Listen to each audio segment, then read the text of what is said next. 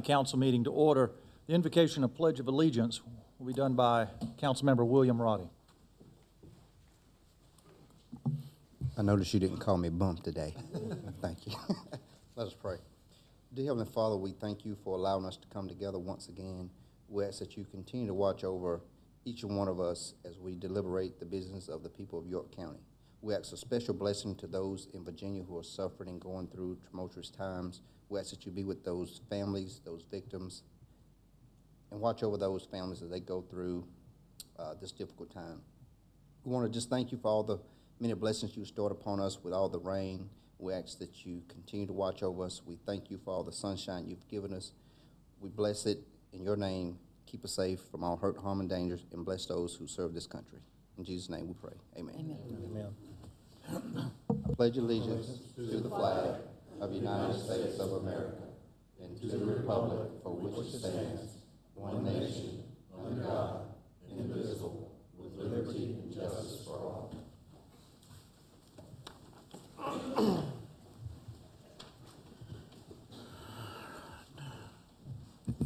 Under appearances, council to recognize Mizuki King, a fifth grader at Riverwalk Academy, on her being a region finalist in the Palmetto Pride Litter Trashes Everyone Art Contest.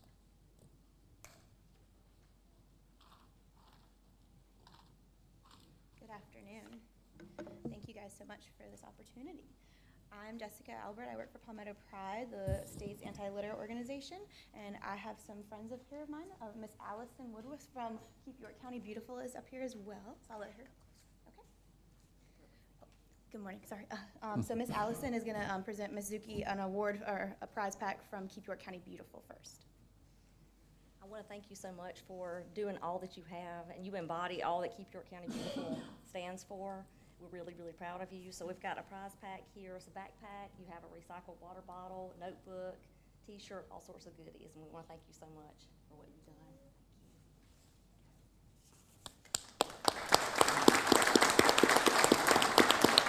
Okay, so we recognized Mizuki at the State House when the Lieutenant Governor announced our state winner, but we're also going to present her again with her framed artwork of her art piece. So she was selected out of over 100 schools from across the state, 12,000 students that entered. She's one of the 4 regional finalists for the entire state of South Carolina from right here in York County. So thank you so much for entering. Thank you for taking litter seriously in your community and at your school. And we would love for you guys to be a part of the contest again, and congratulations on being a regional finalist. Thank you guys so much.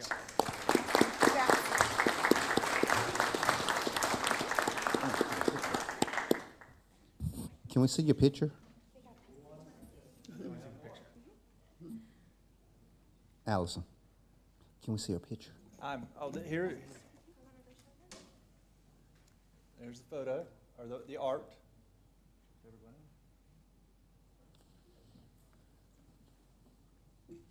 When I was in 5th grade, 1, I couldn't draw like that. That's really important. And 2, I certainly wasn't thinking about litter. Thank you for all you're doing for York County. And on behalf of York County, I would like to give you this certificate. Thank you very much. You've got way too many things in your hand now. There you go.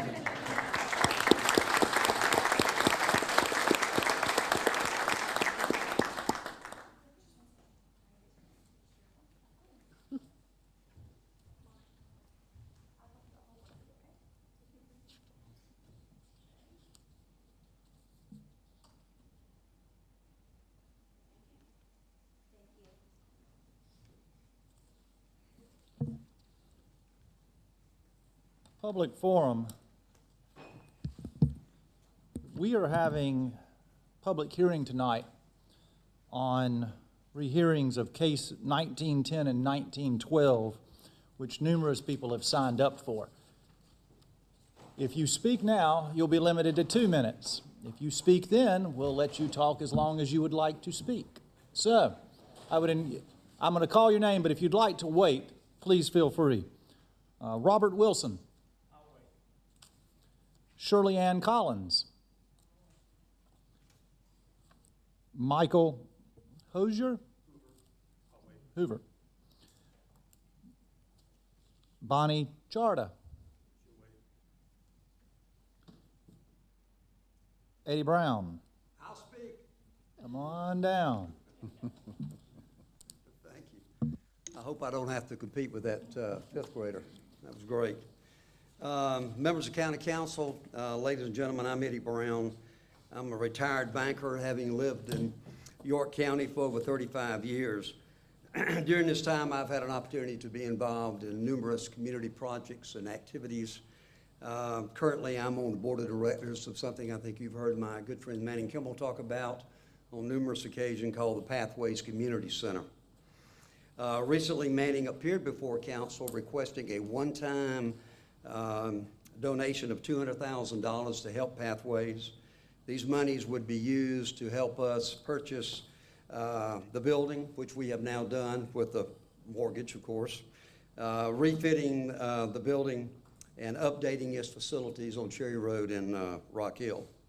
While I realize my comments are somewhat redundant, I do want to make certain that everybody on council is familiar and aware of 5 items that I want to reiterate. Number 1, Pathways is not a public service agency.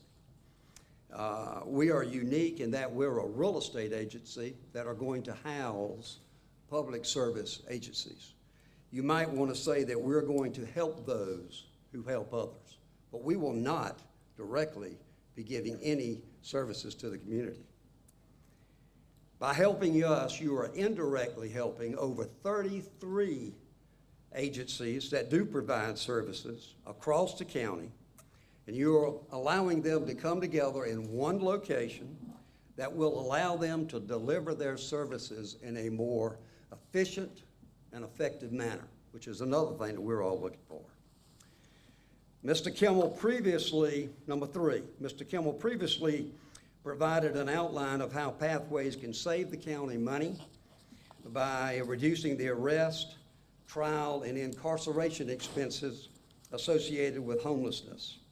Matter of fact, if you looked at the cost-benefit analysis that he provided y'all several weeks ago, we can repay this $200,000 within a year and certainly within 2 years. The good thing about this too is that this savings is ongoing. It's a benefit that the county is going to get year after year after year. Number 4, and this I think is one of the more interesting comments about Mr. Brown, I'm sorry, 2 minutes. I gave you some time over. I apologize, but I have to turn you off. I apologize. Thank you, sir. Sheriff Tolson.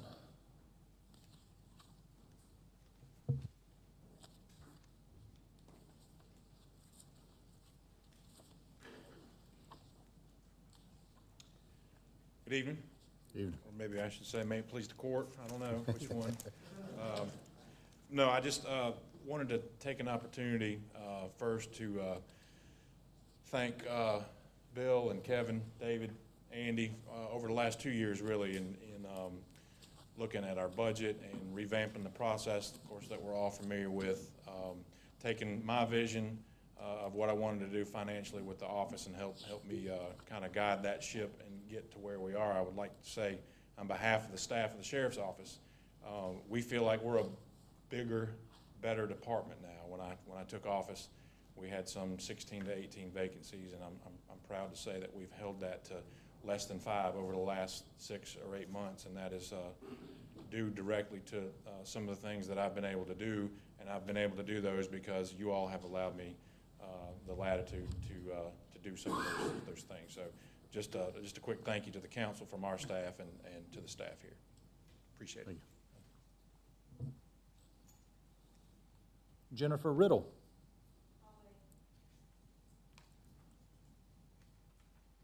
You're here to talk about the fire department? No, I'm about to say, you're not going to get another chance. You may. Come on. It's only the rezonings that we're doing public hearing for tonight. Thank you. Jennifer Riddle, Bethel Volunteer Fire Department Tax Advisory Board. There are just a couple of items on the budget that I wanted to address. There were 2 items that were erroneously removed from the recommended budget that I'm asking be reinstated. The first item is $37,856 for our current paid time staff. And then there was $600 removed out of the incentive program. If we put that back, it would come to a total of $28,600. And then also, we'd also like to ask that you remove the personnel that was approved in last year's budget. That also appears in this year's budget as well, under full-time, insurance, and additional benefits. All right, that's all, thank you. David Jennings.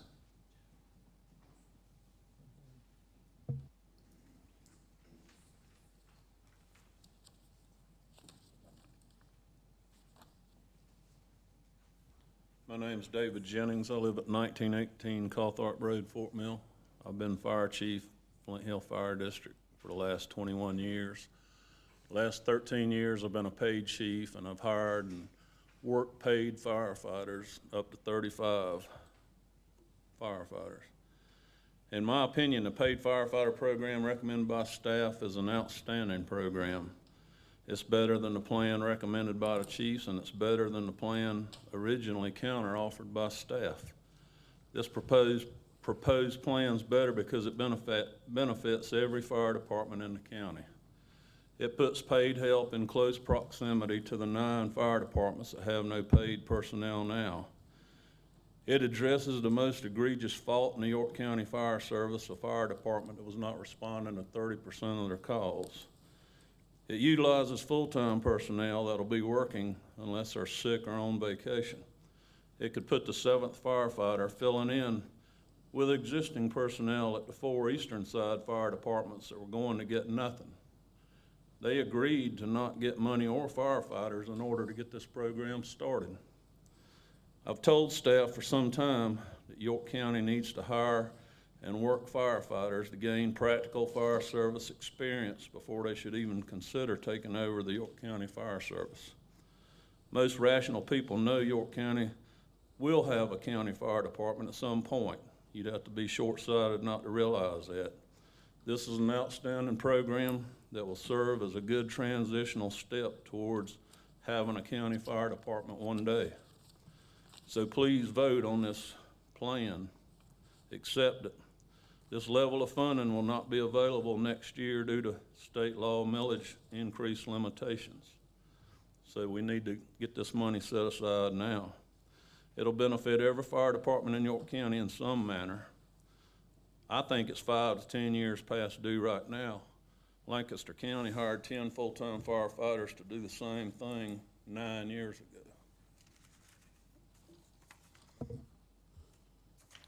Thank you. Thank you, David. Paul Andarka.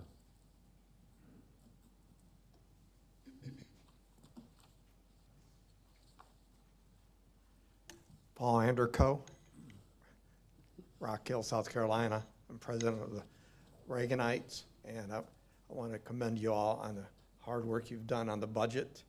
I know it takes a few minutes, but you've done a good job. But as a conservative, we would like to see no budget increase, and you pretty much stayed the course.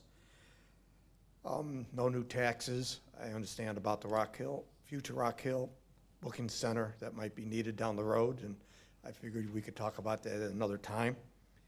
But one example of, I would like to see us hold down to giving money to one group. It's the CVB. I know Rock Hill has a hospitality tax of 2%. They raise like $5 million a year, if not more. And, you know, it doesn't benefit us in Rock Hill as a citizen. It might benefit the restaurants, the hotels, by getting more people. But, you know, I can't play on any of the sports facilities. My grandkids can't play on any sport facilities. So I see some of that money not really helping. But I don't believe funding the CVB is a part of the government. You know, police department, fire department, roads are an important part of the government. The county gives $900,000 to them. The city of Rock Hill, who has booga bucks, they give a measly $100,000. So my feeling is, let the city of Rock Hill give the $900,000 and York County give the $100,000. remember, this is not a core service that we need to provide. When I go to a different neighborhood or different city, I just Google where I'm going and find out where to go. I never look at a government source of where to go, where to find it. So I'm tired, like everybody else, of paying 2% hospitality tax. And I like to see the money go back to the people. And like I said, I would like to see zero money given to this organization, to the county. Thank you. Frank Duncan.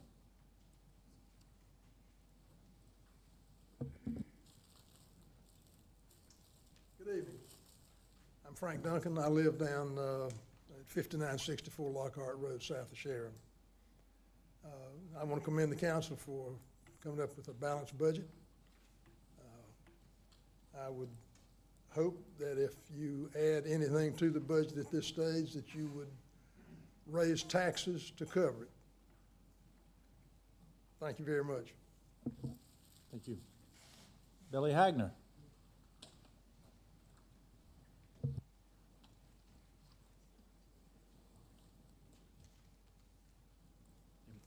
Billy Hagner, I live at 1901 Voyager Road, York. Just want to talk just briefly on the budget. Just went back and looked at kind of how much the millage has gone, or how the millage increase has affected me personally.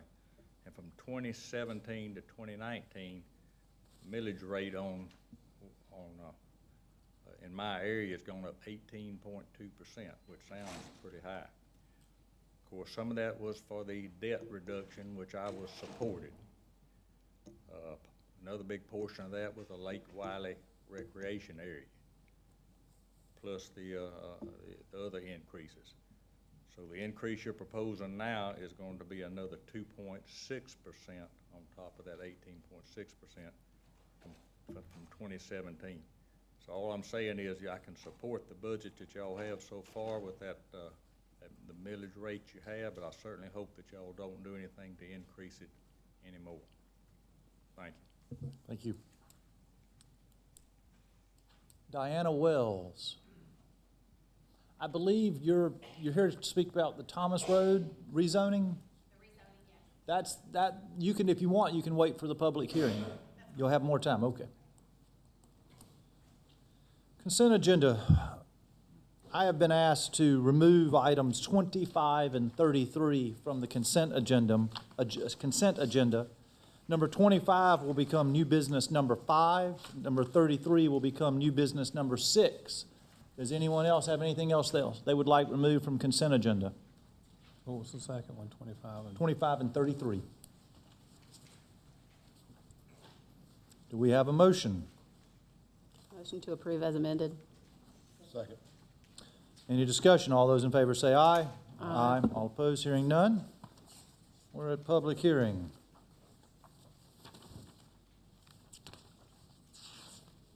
Rezoning action, hold a public hearing on case number 19-10, tax map 257000025 to rezone from AGC to RUD, 4.69 acres at 933 Willis Farm Road.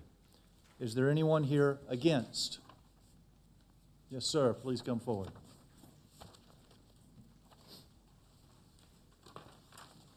I'm Robert Wilson. I live next to the property in question. Okay, I bought my property over 15 years ago, and during that time, I fed the deer, fed birds, took care of the wildlife. Okay, we have birds that come through our property that go all the way to Canada, back and forth. They stop there every year. The deer come there every day. Okay, and I'm taking care of the property. Okay, Mr. Carpenter, since he's been there, he has cut down his trees. Okay, so he's not taking care of the wildlife. And mine is strictly a selfish reason, I'd like to stay in the country, not in a development. If you let them put a property there on that land, well, you're gonna have to do for everybody else around me. I'd like to still live in the country and not in a development. That's all I got to say. Thank you, sir. Anyone else against? Anyone in favor?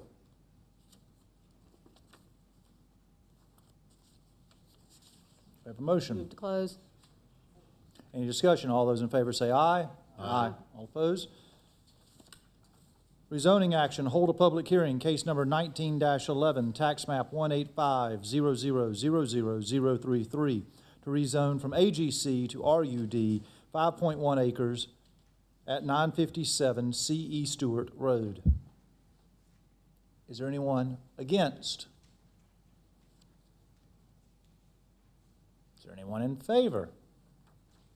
Motion to close? Second. Any discussion? All those in favor say aye. Aye. This next matter, I have to recuse myself. I have a conflict, and so Ms. Cox will handle the public hearing. This is rezoning action. We'll hold a public hearing regarding case number 1912, tax map number 728-00000007, 41, and 48. Zoning request is to rezone from AGC and RUD to RC2 concerning 9.862 acres located at 203 and 351 Osborne Farm Road. Is there anyone here who would like to speak in favor?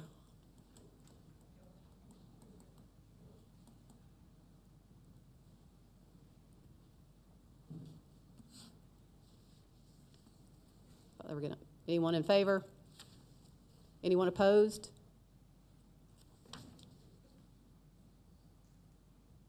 My name is Bonnie Chavda, 360 Hammond Road. We occupy the adjacent property to the proposed development, and our main concern is the environmental impact, specifically due to the fact that some 16,000 plus acres of previous forest and orchard has already been developed, built over 3 or 4 natural creek beds, and the current engineered water runoff remediation has not been proved to be sufficient to keep the surrounding residential properties from being impacted.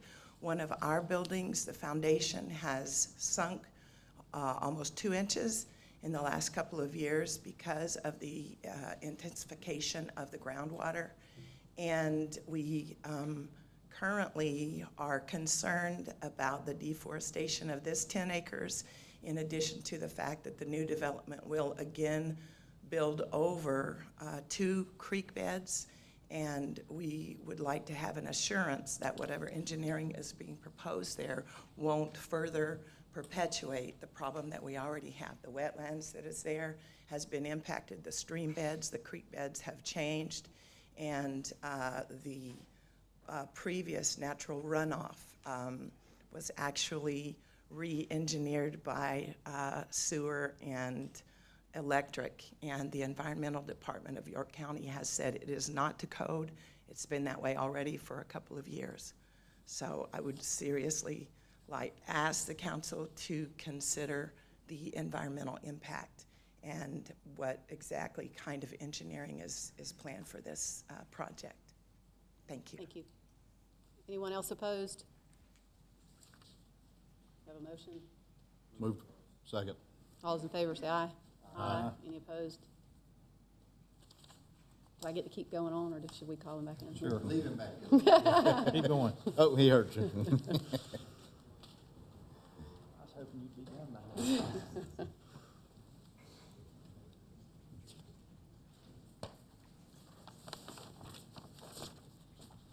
Rezoning action, hold a public hearing, case number 19-13, tax map number 276-000029, to rezone from AGC1 and RC1 to AGC, 63.55 acres, located at 328 Thomas Road. Is anyone against?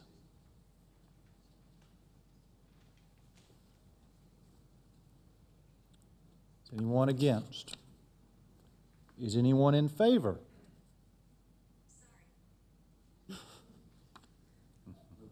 Yeah, second. I will say, Ms. Wells, this is the Thomas Road one, if you'd like to come up one way or the other. If you don't, it's fine, but this is it.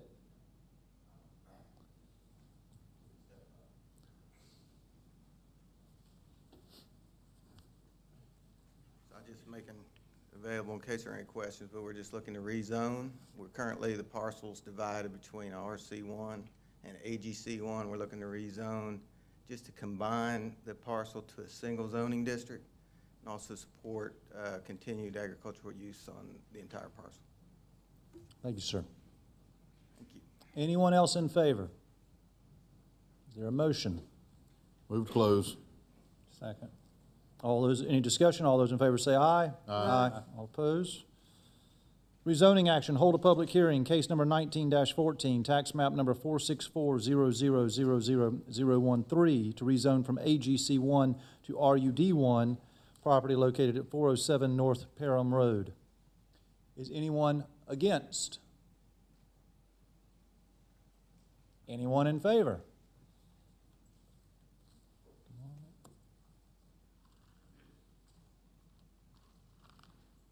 Hi, my name's Kathy Curtin. We are the owners of the property, and we are just wanting to request that it be rezoned to RUD 1 so that we can sell that land to a family member, which is my sister, to live close by. And I think all the neighbors are in approval as far as I know. Anyone else in favor? Move to close. Second. Any discussion? All those in favor say aye. Aye. All opposed?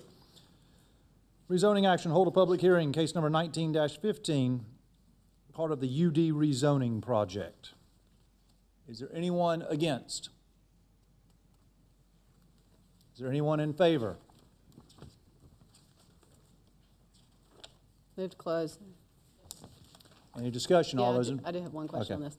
Just to confirm, once again, all of these listed on this UD rezoning are ones that the individuals have specifically responded in favor of the rezoning request. This isn't the one that folks didn't forget to return in. Is that right, Dave? Okay. Any other discussion? All those in favor say aye. Aye. All opposed? Hearing none. Council to hold a public hearing and to approve third reading of an ordinance authorizing the execution and delivery of the First Amendment to fee in lieu of tax agreement by and between York County, South Carolina, and Meritor Heavy Vehicle Systems, LLC, with respect to certain economic development property in the county, authorizing the execution and delivery of the First Amendment to inducement and millage rate agreement by and between York County, South Carolina, and Meritor Heavy Vehicle Systems, LLC, with respect to certain economic development property in the county and other matters related thereto. Anyone here against?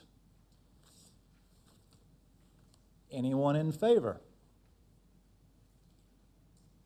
Move to close. Any discussion? All those in favor say aye. Aye. All opposed? Hearing none? No.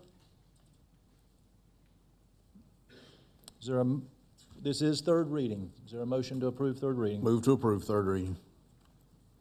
Second. Any discussion?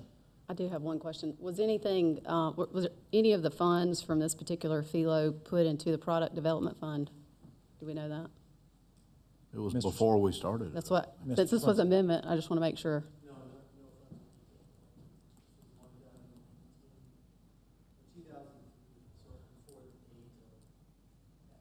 And the amendment doesn't change that. When we amend these, it doesn't change that. Mr. Swenson said, for the record, that this was not one. They don't pick up on the microphones unless you're at one. Okay, yeah, so this would not fall into the product development fund agreement that we have per ordinance. Any other discussion? Mr. Blackwell? David, can you clarify, I might have lost something there about this suggestion being done in 2002 or 3? Yes, sir. So basically, Meritor had an agreement with the county that identified a certain level of achievement initially for their investment and job creation. They had corresponded with us, identifying that the challenges due to the economic downturn, we're gonna challenge them to meet those objectives of investment and jobs. That being in 2002 or 2003? Yes, sir. Yes, sir. So we did not recognize that and take action to officially. That was my question. Why was it not done then?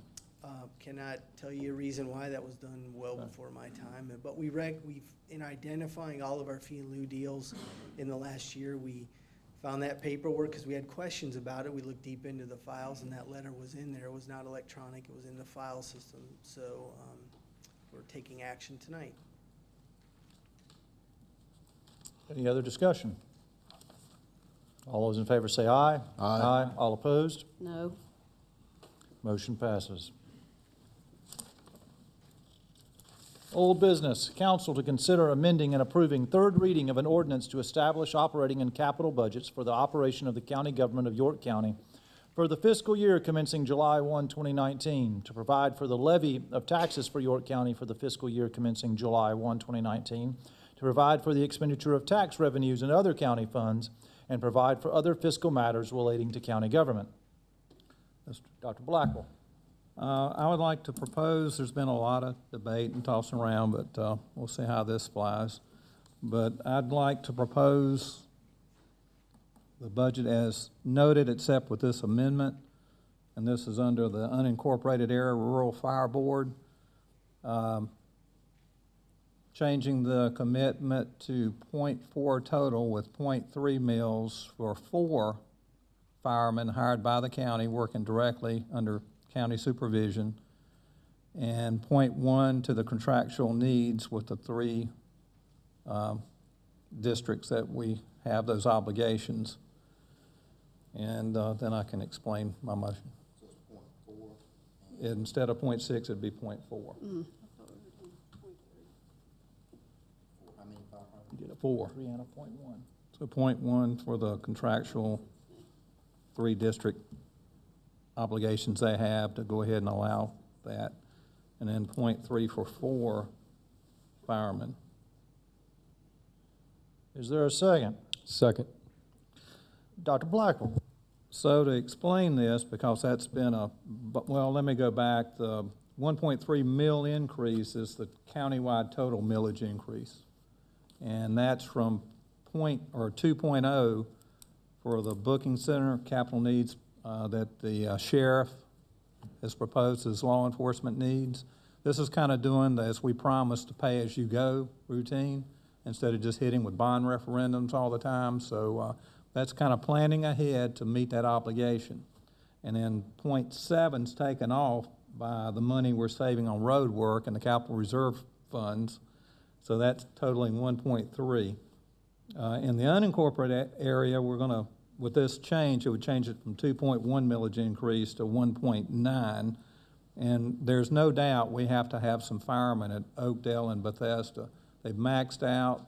Their board can't provide for any millage increase to hire the extra firemen needed. They almost missed their fire costs today, as an example, in Oakdale.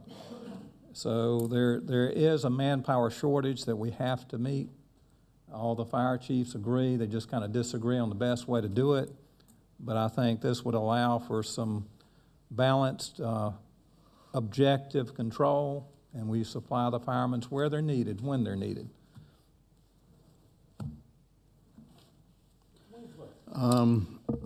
First of all, I've got more than one motion I'm going to want to make, but I may have misunderstood or thought I thought the process would be we would have a motion on the actual budget first and then add amendments to it, not an emotion with the budget and amendments right off the bat. But He did make a motion with an amendment, and I would ask that we vote one amendment at a time and we just not pile on. We can go through them all, but. So with that said, I am back to, just be upfront now and tell you, I'm back to where I was with the first reading on the 0.6 of a mil. There's been too many things back and forth. The chiefs met several times, came up with some things. I'll go ahead and get into quite a bit of it now.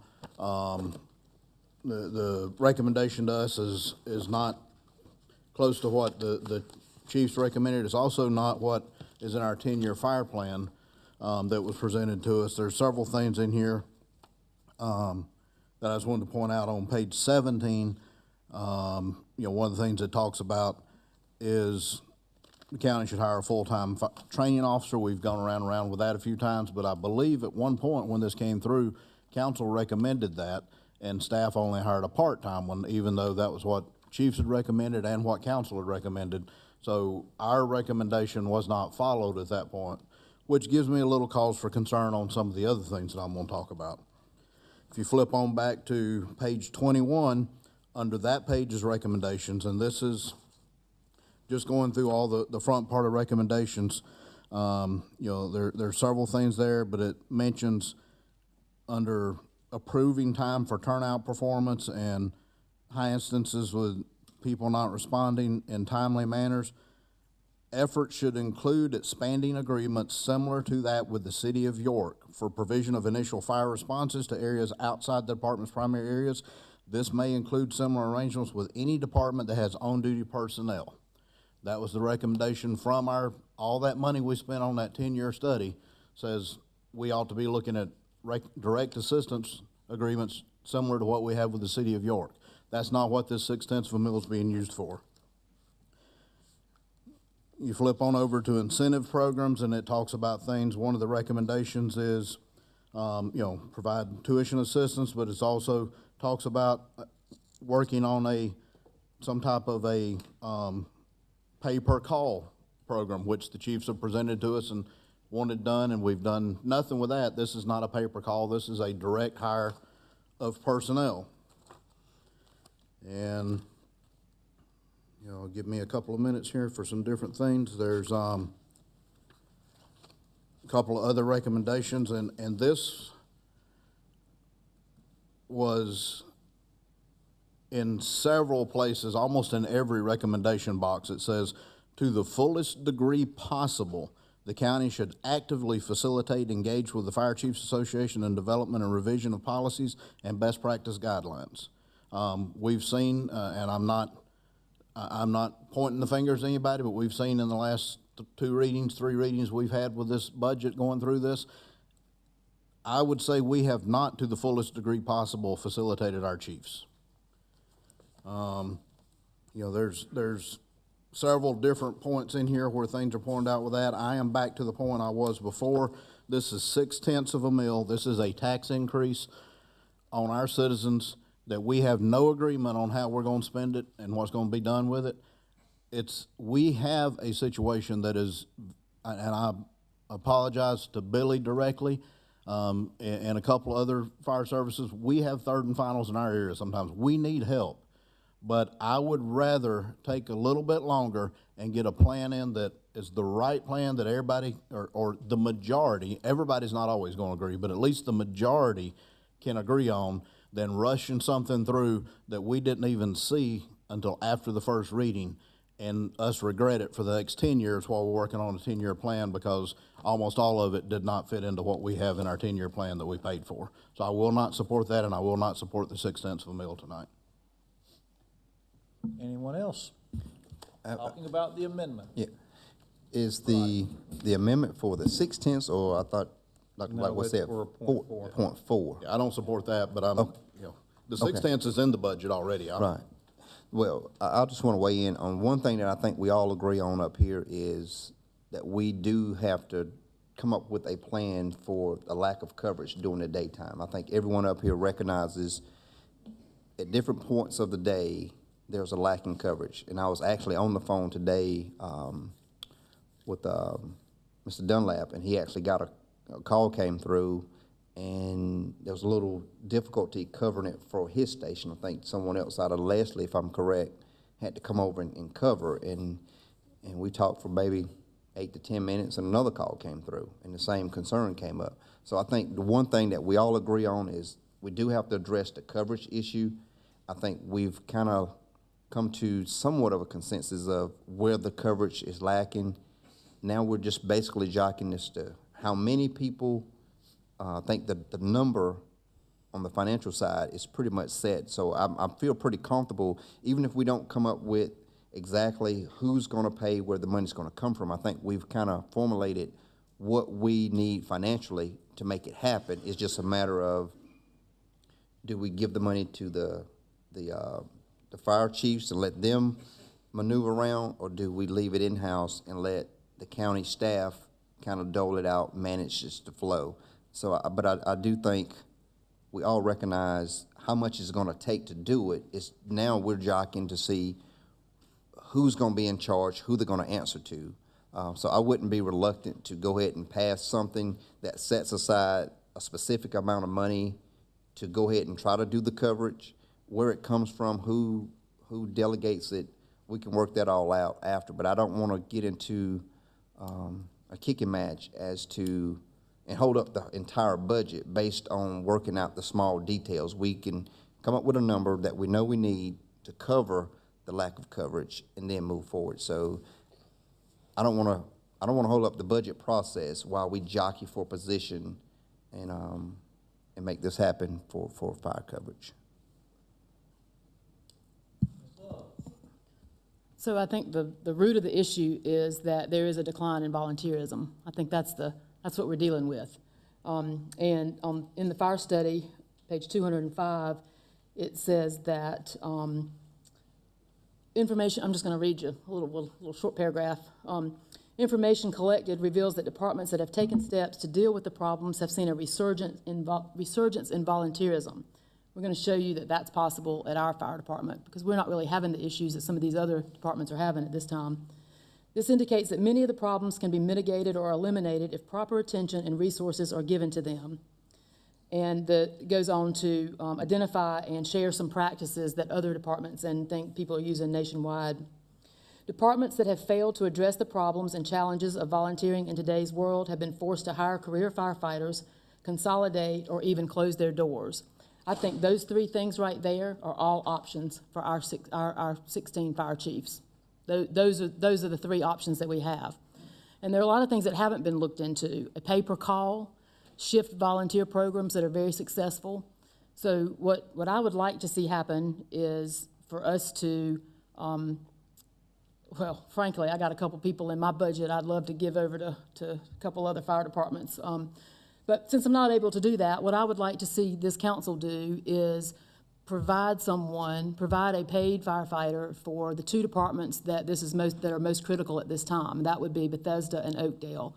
And if we can wait to determine what's needed for the rest of the county, I think that would be, I think that's the simplest and easiest and most non-invasive thing to our current volunteer fire department program.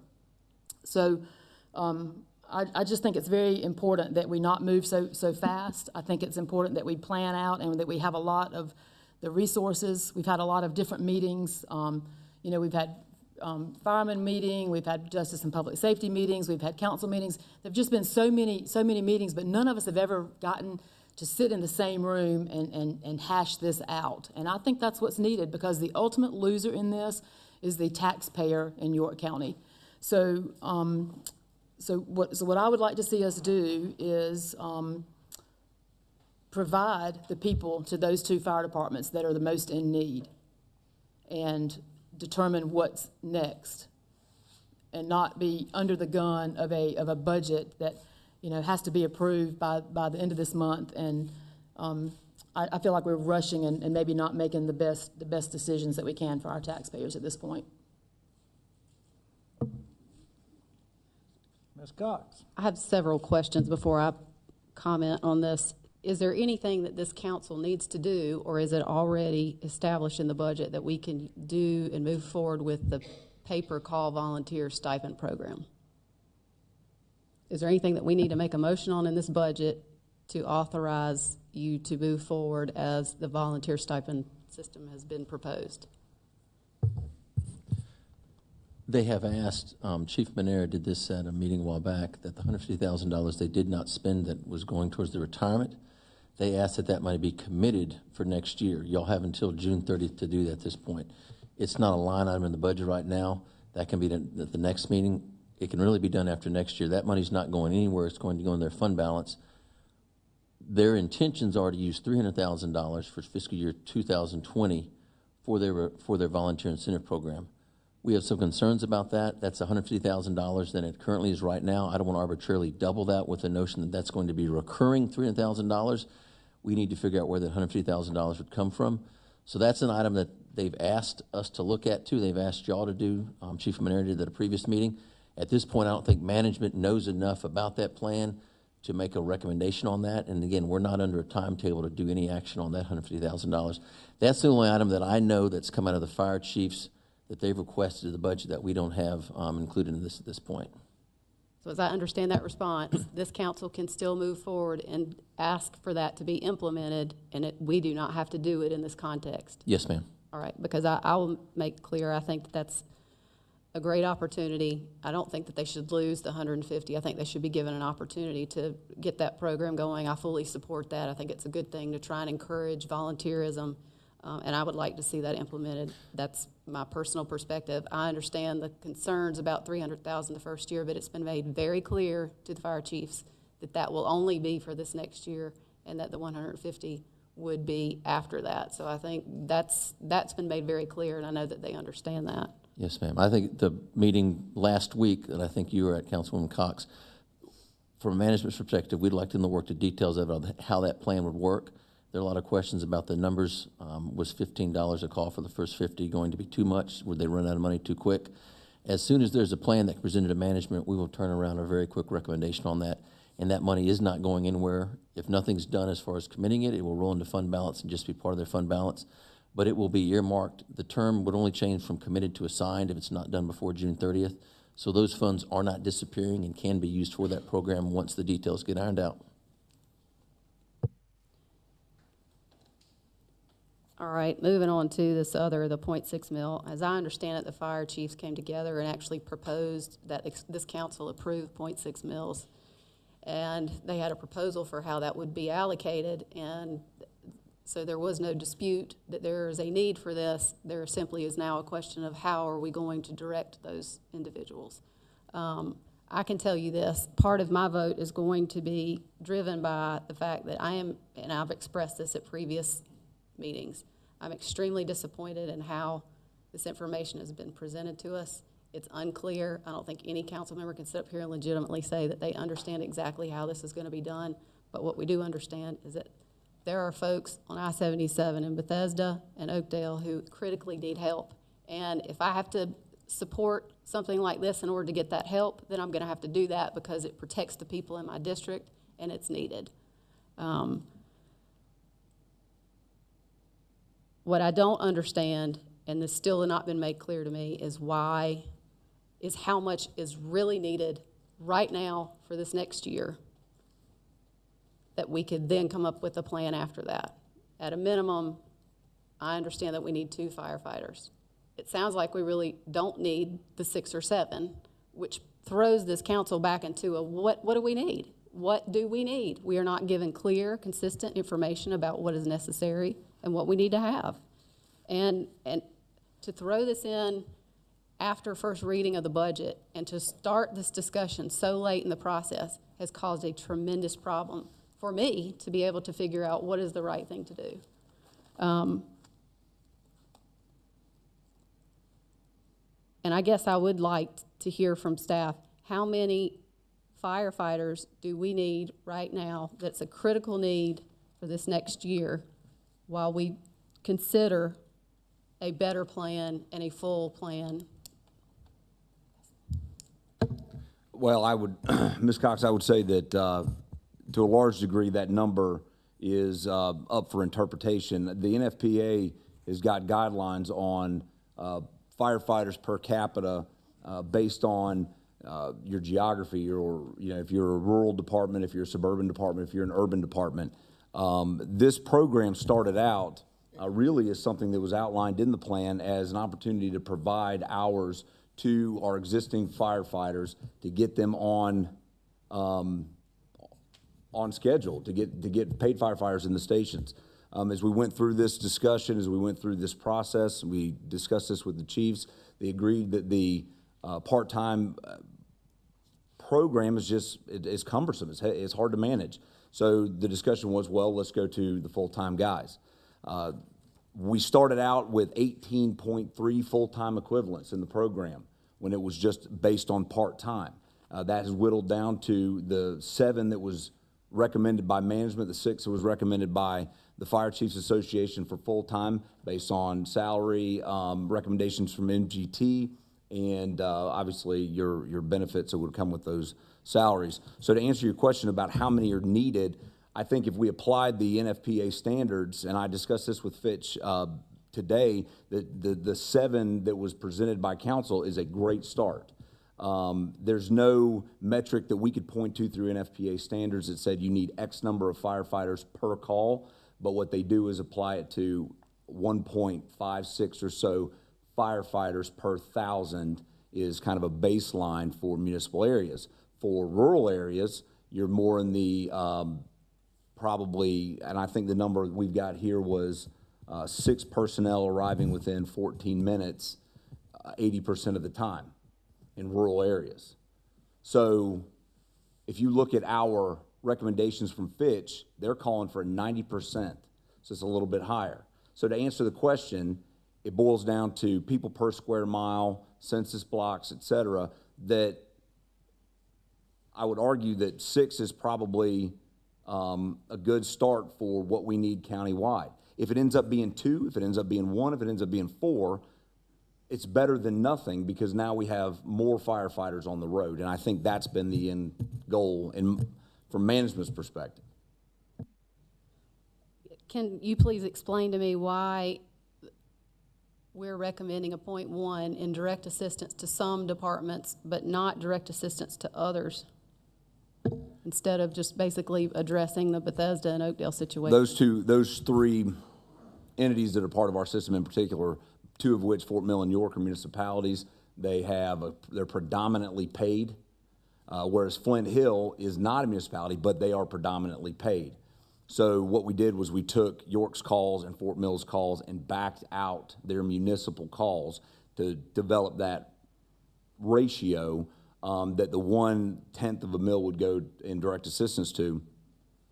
And with Flint Hill in particular, this is to supplement their existing full-time firefighter force that serves the county.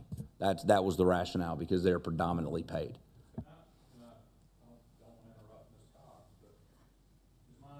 Correct, that .1 would involve, like you said, Flint Hill, Fort Mill, and York.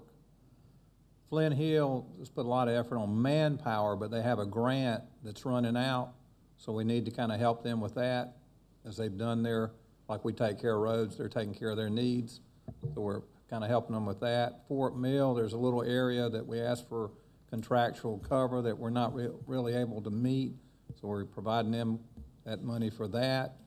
And then with York, like with Clover not meeting a third of their calls, that's kind of to help coverage areas that right now aren't able to totally meet, or I'm being too simplistic, or is that a fair estimate? I think in general, without getting way down in the weeds, I think we are heavily reliant on York on the western part of the county, and I think they are doing a stellar job in responding on the western part of the county. But it's like we discussed in one of the workshops, and perhaps JPS, I don't recall, the county's done a tremendous job in providing capital assets to our fire departments. We are rich in equipment, rich in various types of apparatus, but now we're seeing a need for personnel. And this initiative was specifically designed to meet that need. Yes, Oakdale was the catalyst for this whole discussion. They came to us and said, we need we need a part-time firefighter put in our budget this year. If I could afford a full-time one, I would get it. That, to a large degree, explains what is being generally considered a rush to shove this in, but it's more of a response to matching the needs of our districts with manpower resources and not just equipment resources. So to answer your question, yes, we back those calls out for the 2 municipalities in particular because they are so responsive, City of York in particular, in the western part of the county. So that kind of, with that calculation, kind of decided the ratio of who got what in that .1, how you divided it up? Those 3 departments in particular, yes, sir. Ms. Cox? So the motion is for .3, and for that to be for firefighters. 4 firefighters. Where is county management suggesting that these folks go? I think the advisory committee should specifically be involved in determining station and scheduling. That was one of the recommendations that came out of the Chiefs Association from the Fitch study, was that an advisory committee be put in place to help handle best management practices. Between working with Department of Fire Safety and our advisory committee, I think that we can find where those folks are best be placed. But the only metric that we have that is solid, in my estimation, is call volume. So if we've got a substantial number of calls and a growing number of calls. We'll point back to the study. We're looking at a 10,000 call increase by 2025. And so these numbers are going to continue to climb, and they're more specific to health-related or motor vehicle accident-related calls. So this is the determinant of need really needs to be with our advisory committee and Department of Fire Safety. And that advisory committee is made up of our Director of Fire Safety and 4 chiefs, 2 from the eastern part of the county and 2 from the western part of the county. Andy, and I'm jumping in again, but my frustration, I think, like a lot of council members, if there's not a need in Oakdale, who has a need? So I thought one of the first things I think you gave a clean political answer, but and I'm not saying that in a negative way. I mean, you're in that position, you have to, but I'm a little bothered by the fact, hey, of all the places out there, Oakdale's got to have some help. So that's a no-brainer, 1.5. I think the numbers were showing 1.5. So we have 2. I think, and forgive me for interrupting you, but I think we're getting off. I came up with what I came up with out of frustration of all of us up here. And I don't want to have politics involved. And I'm not saying you, of course, that's more us. And then among the 30 or so fire stations, one problem we have is majority or the extreme thin minority of calls as far as the voting block. So having it go with the county, that provides an objective, fair-minded way to lay out where they go. But, yeah, The plan that you've outlined to hire the 4 full-time guys, in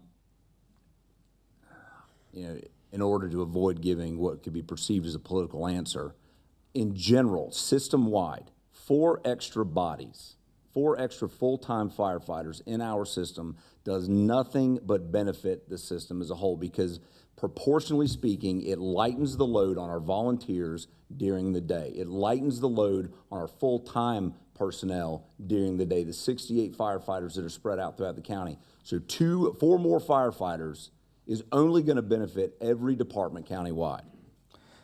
I have a quick question. Who is best served to control and dictate where they go? Is that best at county staff level, or is that best with stations and chiefs?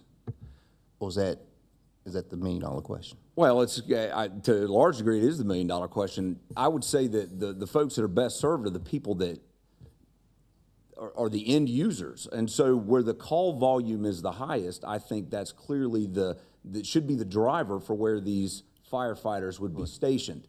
I'll be the first one to admit that I'm on the western side of the county at times of the day.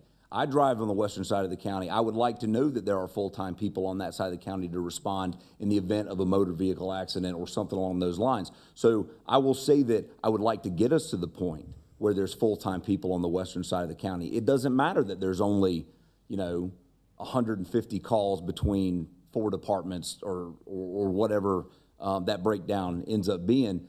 There's still a need there. And so as this program grows, I would hope we get to the point where we are in a position to put full-time people on the western side of the county. But right now, if we're going to go with 4 firefighters, which is completely a policy decision for y'all to make, then we need to get the biggest bang for our buck out of those 4 and put them where the call volume warrants. And I'm doing it again, Ms. Cox. But just that 4 I came up with based on what I could pull out as far as a definite need in Oakdale and Bethesda, and then understanding the council members' heartburn about this kind of going through the system, and it's no clear concrete, and it might be impossible to give hard concrete answers. We're yearning from staff, but I thought that was a way to kind of ease in and not say we're getting too many and kind of soften the blow to give us a year to try to see how we can fine-tune it and groom it a little bit. Mr. Blackwell, if council decided to put, in this situation, a full-time guy and a full-time guy in Oakdale and Bethesda, then just according to our adjacent mutual aid map, Leslie would benefit. Leslie would benefit because you got a guy in Oakdale to get a piece of apparatus there if needed. McConnell's would benefit because York would have some more help on their southeastern corner of their district. Newport would have one person in Bethesda that ordinarily would not have been there. That's the point I think we're trying to make here, is that everybody proportionally benefits the whole program. So I have a question. So if those two firefighters would benefit by putting one at each of those stations, and Councilman Winkler is willing to wait to figure out what exactly needs to happen for his district, why would we not just provide the 2 firefighters to those districts? Even if we have to have an MOU with those 2 fire departments to say, you're each gonna get a guy, and we're gonna give you a guy, we're gonna give you the money, and you need to hire a person. I mean, that is what Oakdale originally proposed to you and Mr. Madden, and y'all told them that the council would not vote for that. But we're maybe on the verge of voting for that, and it was never brought before us. We were never asked that Well, question. I don't recall specifically being asked if we dedicated a guy to Oakdale and we dedicated a guy to Bethesda. All that notwithstanding, if your policy direction to staff is to hire a person and put them in Bethesda and to hire a person and put them in Oakdale, we will do that. And guess what? I still believe that it's going to benefit our county, because you now have personnel. So if you say to me, that's what we're going to do and that's what this budget's going to reflect, then we will make sure that that happens. I still believe wholeheartedly that those 2 bodies benefit the county. And could they answer, do you agree that they could answer to those 2 chiefs and be where they're needed to be when they're needed? From a personnel standpoint, I still believe that they need to be county employees. I think that if we're going to use dollars generated from the rural tax fund that's levied countywide, then I think we've got an obligation to manage those funds from a council level. But from a day-to-day operational standpoint, just like on any fire scene, the incident commander at that time is going to be the fire chief that's over that district. So if you ran a mutual aid call between Newport and Bethesda, and it was in Bethesda's district, Bethesda's chief is in charge, even though there's Newport guys coming in a mutual aid standpoint. So I believe the cleanest way of handling this, the best way from a financial accountability standpoint, is for them to be county employees. It's very important not to usurp the authority of a fire chief. And so my question is, can they answer to the fire chiefs from those stations? I think that's important to the fire chiefs. It's important to me, and I think it may be important to some more council members. So the question is, can they answer to those fire chiefs rather than to you or whoever's working for you? I guess I don't understand. So what I'm thinking from an HR standpoint, on a day-to-day, what does my district need? I believe collaboratively speaking, the chief and the county can establish the parameters by which these guys would operate. That's just more of a, how do we best respond to the needs of that particular district? Of course, them reporting directly to a volunteer chief, a county employee reporting to a volunteer chief, I think is rife with potential personnel issues. We have that issue at Bethel. We have that occurring at Bethel, and I don't believe it's a personnel issue. Well, we don't have any county employees reporting, and I think that So they're just paid by the district. That's right. So why could we not give the money to the district and let them operate the same way? if we're giving money to the municipalities and we're not giving money to our county fire departments, we're upside down. There's something wrong with that picture. I mean, as a county, we should be supporting our county departments. So, 2 guys, and I honestly believe that there can be a referendum. And I mean, for Oakdale, the example is there could be a referendum it wouldn't take that long. I believe their people would support them. And there would be a referendum and the people would vote. They would have $140,000 additional within a year to 18 months. That would pay for 2 additional firefighters for them. We just need to kick it off out of the goodness of the county's heart to give those 2 departments 1 person each. So just for argument's sake, we assign to Bethesda and we assign to Oakdale 1 firefighter that's paid for out of the Board of Rural Fire Control's millage rate. And that Oakdale then goes back to their voters through referendum and they get enough millage to fund a staff of their own. then what do we do with those two? Do we leave them there and continue to supplement, or do we just take those two folks and move them to another? You could allocate them to the next department that has a need. I mean, I don't know exactly how that all would work. I just know that it would solve the immediate need. And it's obvious with everything that's coming to I-77 right there that Oakdale's calls are going to continue to increase.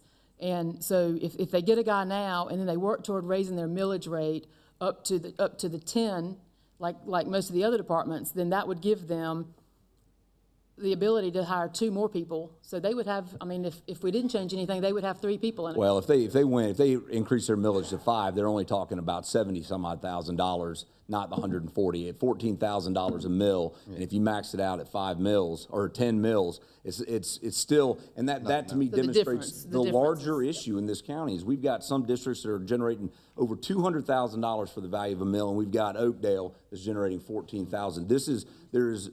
We're squeezing a toothpaste tube, and it's going to come out one end or the other. And so this is an inherently unfair system, and by putting county assets in the form of human resources and putting that in the system, it buoys everybody and somewhat levels the playing field. And that was the goal of this, and that's why I think it's imperative that the county manage this, because just because you've got varying levels of sophistication from a bookkeeping standpoint between even some of our municipalities and some of our tax districts. So in order to maintain equity and fairness as best that we can in an inherently unfair system, the county needs to manage those human resources. Andy, when they go to, say, Oakdale, and they're going to a fire, they under the command of the fire chief,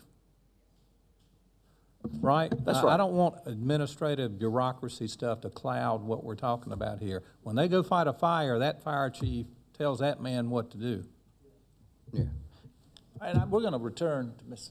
Cox having the floor. Well, I Yeah. think all these questions is important. It still goes to the question of their gaps out here. And I will say that I feel like I'm in a very precarious situation to vote for something wherein almost everybody up here agrees that we have to have at least 2 firefighters to cover Oakdale and Bethesda, and we're throwing in other things in here that aren't critical need right now. And to do that, we're creating a system that we don't even have all the answers to. I guess I need clarification on the question that was asked. Assuming that this council, and the only way that we can get the assistance needed is to approve this motion that's been approved and that they become county employees, I need to know whether those county employees can report directly to the volunteer chiefs that serve in the districts that need them. When they're at the station. From a day-to-day operational standpoint, I don't think that it's an issue. However, employment law is going to trump that, and I'm not in a position to say exactly, and maybe we all have a different definition of what reporting directly to means. From an operational day-to-day standpoint, I think it is a shared endeavor to respond. From a disciplinary action standpoint, from a hiring and firing standpoint, no, I do not think that they can or should report to a volunteer chief that does not have we have no way of reining that in from a county's perspective. It's a volunteer chief. So I'm not gonna recommend giving a county employee or giving a volunteer chief complete autonomy and authority over a county employee. I agree with that. So they can't even hire their own people now. You're going to hire them. These people. You're going to hire the 2 people. Well, I believe what I recommended in the email that was sent out was specifically using the advisory committee to put together a hiring panel for this. This sense that this is some sort of hostile takeover is, I don't know how to unscramble that egg. Right. The fact of the matter is, I think we heard it from the chiefs that there's a concern that the calls are being missed. It doesn't matter if they're in Clover or Bethesda or Oakdale. From a county perspective, the county is missing calls. We cannot continue that way. So putting people on the road is of paramount importance. And if y'all say to me, it's going to be Oakdale and it's going to be Bethesda, we're going to make it work.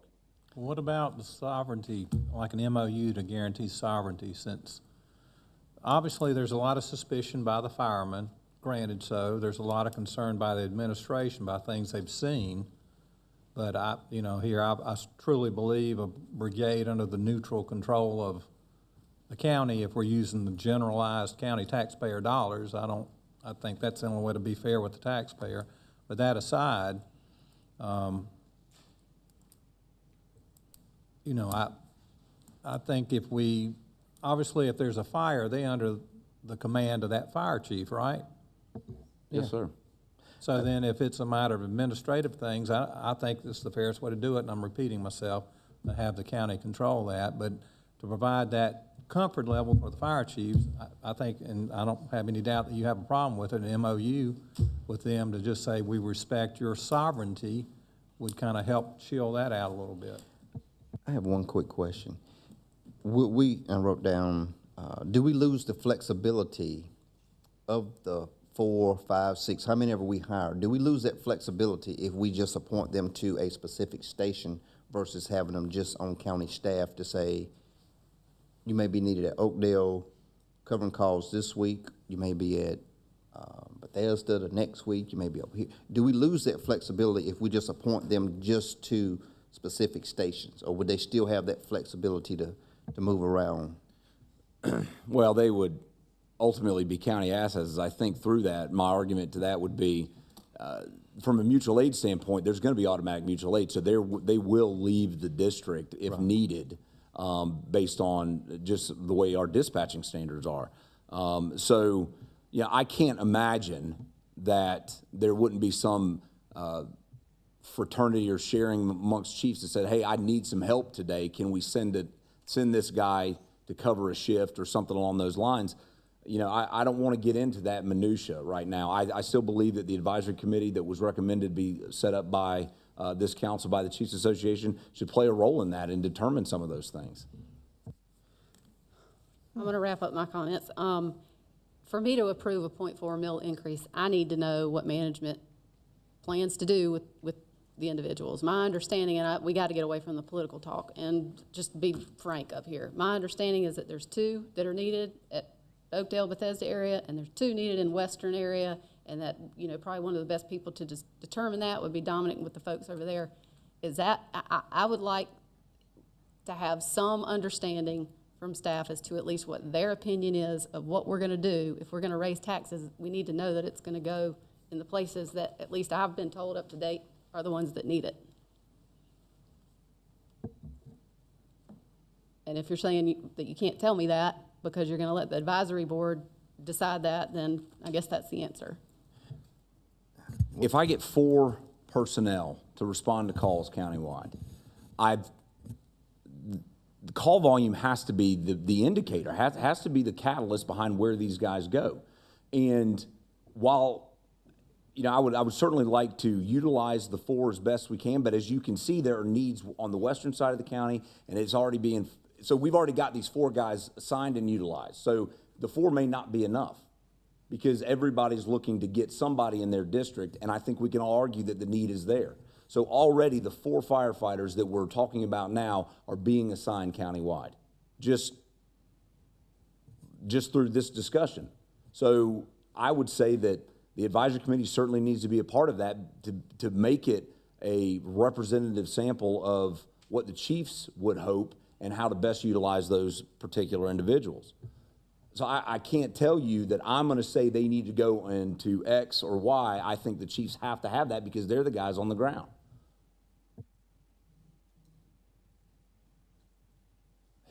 Mr. Winkler. All right, thank you. I've been trying to bite my tongue and respect Councilmember Cox's comments here, but all of this has gone to show why I'm not supporting the 0.4 mil or the 0.6 mil as it's in the budget right now. When this started, we had a 0.6 mil recommendation, and it's funny we talk about what a conservative is. First of all, to me, being conservative is not voting in a tax increase and then figuring out how to spend it later. When this started, we had a 0.6 mil plan from county management.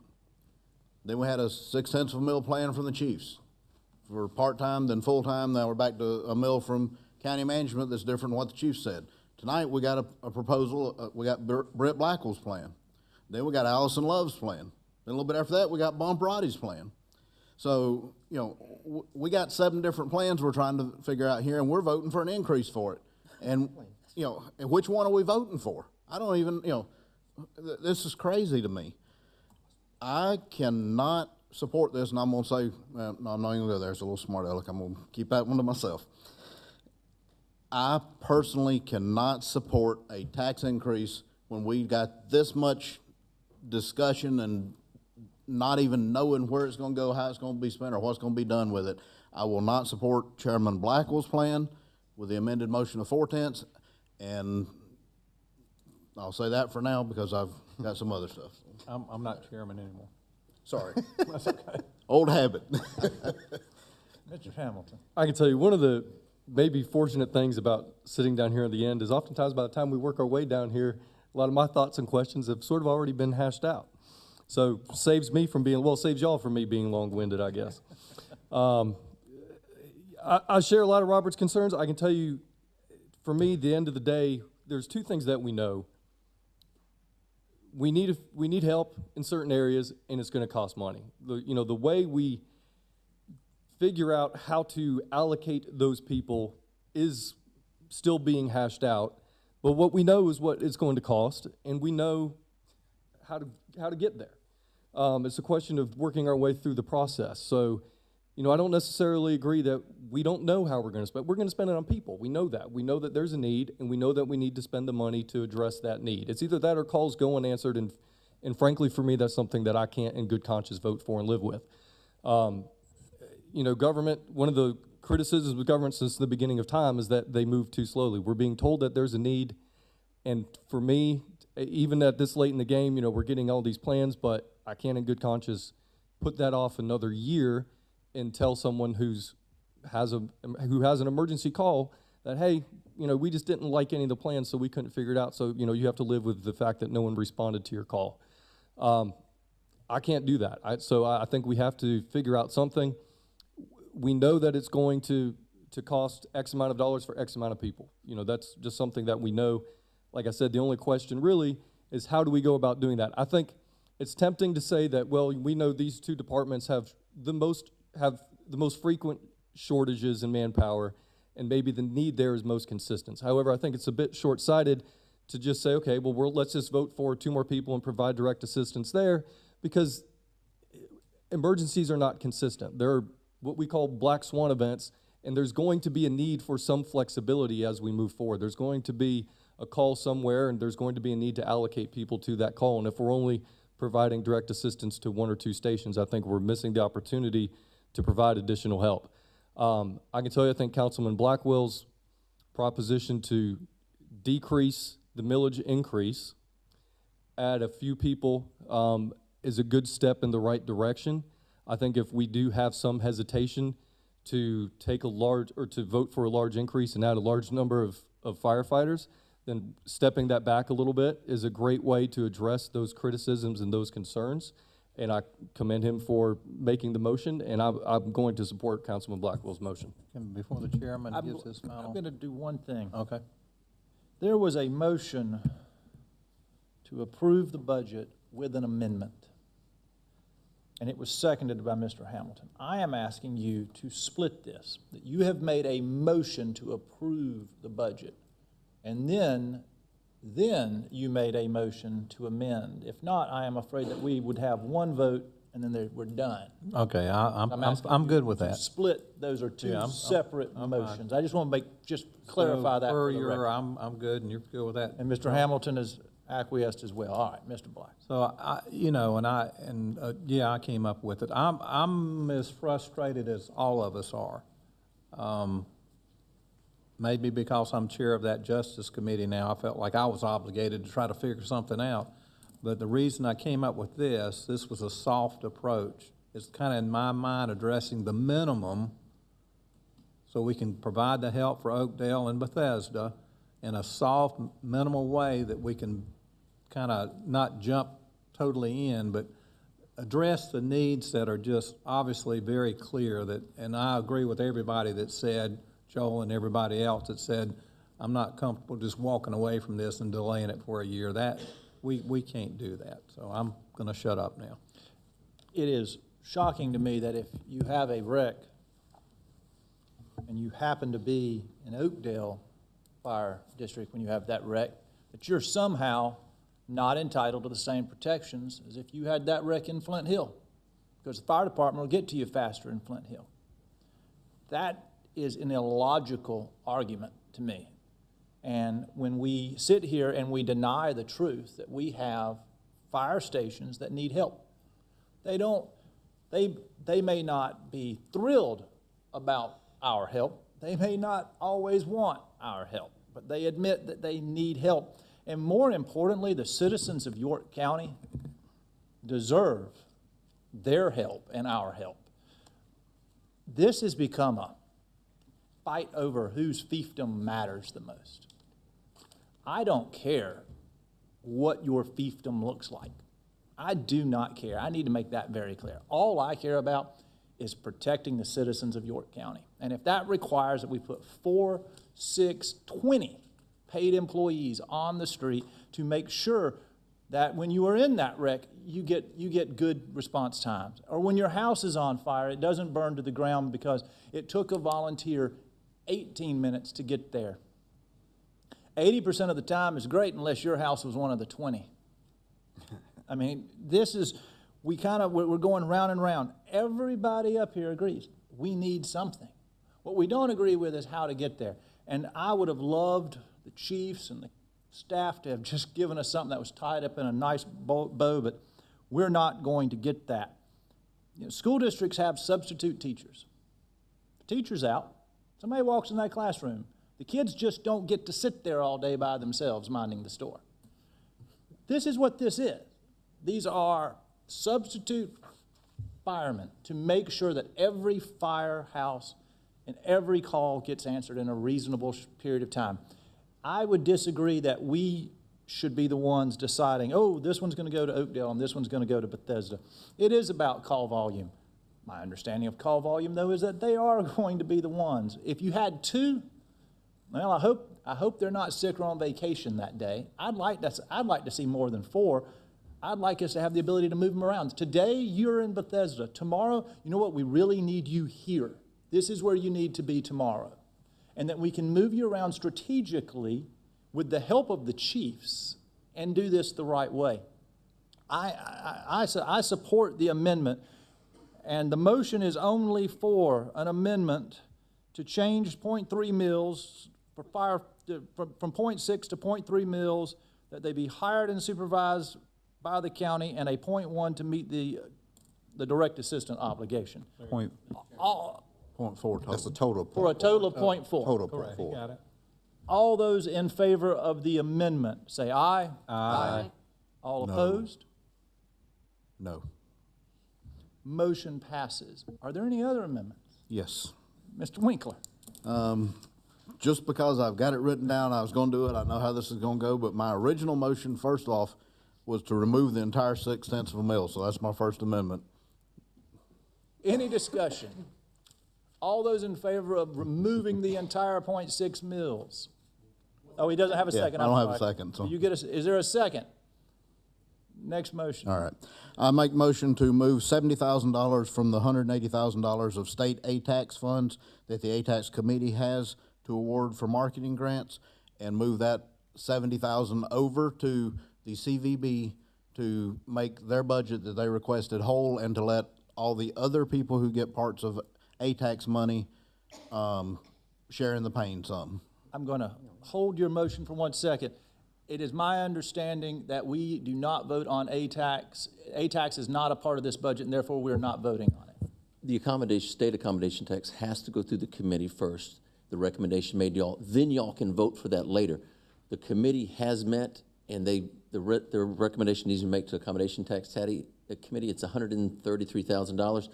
So that can happen after the accommodation tax committee formally makes the recommendation to you, which will come probably in later June, July. Then that can be done. The money to be given in direct assistance is approximately $200,000. So what Mr. Winkler described, y'all can do at that point in time later on during the year. That is later on. I rule your motion out of Okay. order. Next amendment. One more. Make a motion to add $42,790 to the economic development budget to be allocated as follows. $5,000 to the line item on consulting and technology. That currently is in the budget at $25,000, which is what we need to match the power team's $25,000 for the grant for the study. Sorry, it's getting late. For economic development, and that leaves nothing else for economic development to be able to spend for any consultant to be able to, and you, from time to time throughout the year, they've had a line item in there for consultants to be able to spend, so it adds just $5,000 for that. It keeps in there for the strategic plan, because the power team has already said they're gonna match the 25. We need that 25, but they need a little bit more for that. Also, $2,300 added to the miscellaneous travel line, because if, and I believe when, P3 is voted for here in a few more meetings, and that change is made, economic development can no longer pull up to the county's gas stations and fill up their vehicles and stuff, and so they need that line item, that $2,300 on there, because they got to start paying for their gas at the pump and not using the county's vehicles. It's not county vehicles anymore, it's not county gas. The last one is for $35,490 to fully fund our commitments to the I-77 Alliance and to the Charlotte Regional Business Alliance. There is a formula for both of those on how they're supposed to be funded based on population. And for the last couple of years, we have made the decision as a council to underfund the Charlotte, at that time, the Charlotte Regional Partnership, because we weren't real happy with some of the stuff that was going on, and we wanted to get their attention. We'll hear about it here in just a little bit, but we had a meeting, and they presented to the Economic Development Board last week, or committee last week. A couple of us were there, and I believe we've got their attention. David Swinson believes we've got it. They've put a lot of plans in place and a lot of things going on with that. Chairman Blackwell, old habit, hard to do. Councilmember Blackwell was also sitting out in the audience. This is a formula that we, it's not something we do on our own. We need to fully fund this. We're the only county in the Charlotte Regional Business Alliance who does not fully fund that alliance, and that's a shame. So that all total is $42,790. Again, I'm sure our very good CFO sitting over there is going to ask me where I propose that come from. For now, we can pull it out of the general fund, because I believe every year we've seen this happen, that we have a budget that we think is going to happen, and we have more come in than what we thought. And I don't know exactly how many, but I'm sure planning could probably tell us, or maybe Kevin could, how many new houses have been built in the last year that are having their first year of tax bill put into this year. I'm sure with all the new houses that were built in the county, there's going to be at least $42,000 that we can spend to keep economic development, which does bring more taxes in and of itself. Economic development is one of the few departments in the county that brings money in. And Mr. Winkler, that is in the form of a motion. Yes. Thank you. Who's to the second? Any discussion? I guess I have a question. Is there any money in the budget currently? I guess it will have to come from either a tax increase or general fund money? Couple of things. The budget is balanced as is with fund balance appropriation already in there. The growth of a mill does project the growth of the county, so those new homes will be taken into account for that. We've had numerous workshops where I've asked any other change in their comments, things people want made. $42,790 doesn't sound like much, but assuming they leave, they're going to want this plus a multiplier every year going forward. I do not like having recurring expenses funded out of fund balance. It's a bad habit to plan on hitting fund balance. It's not a lot of money. I think county manager has some comments around some of the budget cuts, because he was the one that actually went through their budget and cut it this year, so he can talk to some of those items. Good. Thank you so much, Kevin, for that. No problem. Yeah, and you are correct, and we did do that this year because we did cut it this year because we did know what we were going to get and what the services were we were going to get, and when the money was needed, they got the money and they had it. Our goal was hopefully that the money that they had coming in from other revenue sources would help pay for that if it happened. And number two is they did come, they did talk, they spoke about a lot of things that they're doing, but they haven't actually done them yet. So wait and just sort of put us in a better position that if the money was needed, we could get it to them. That's basically where that came from.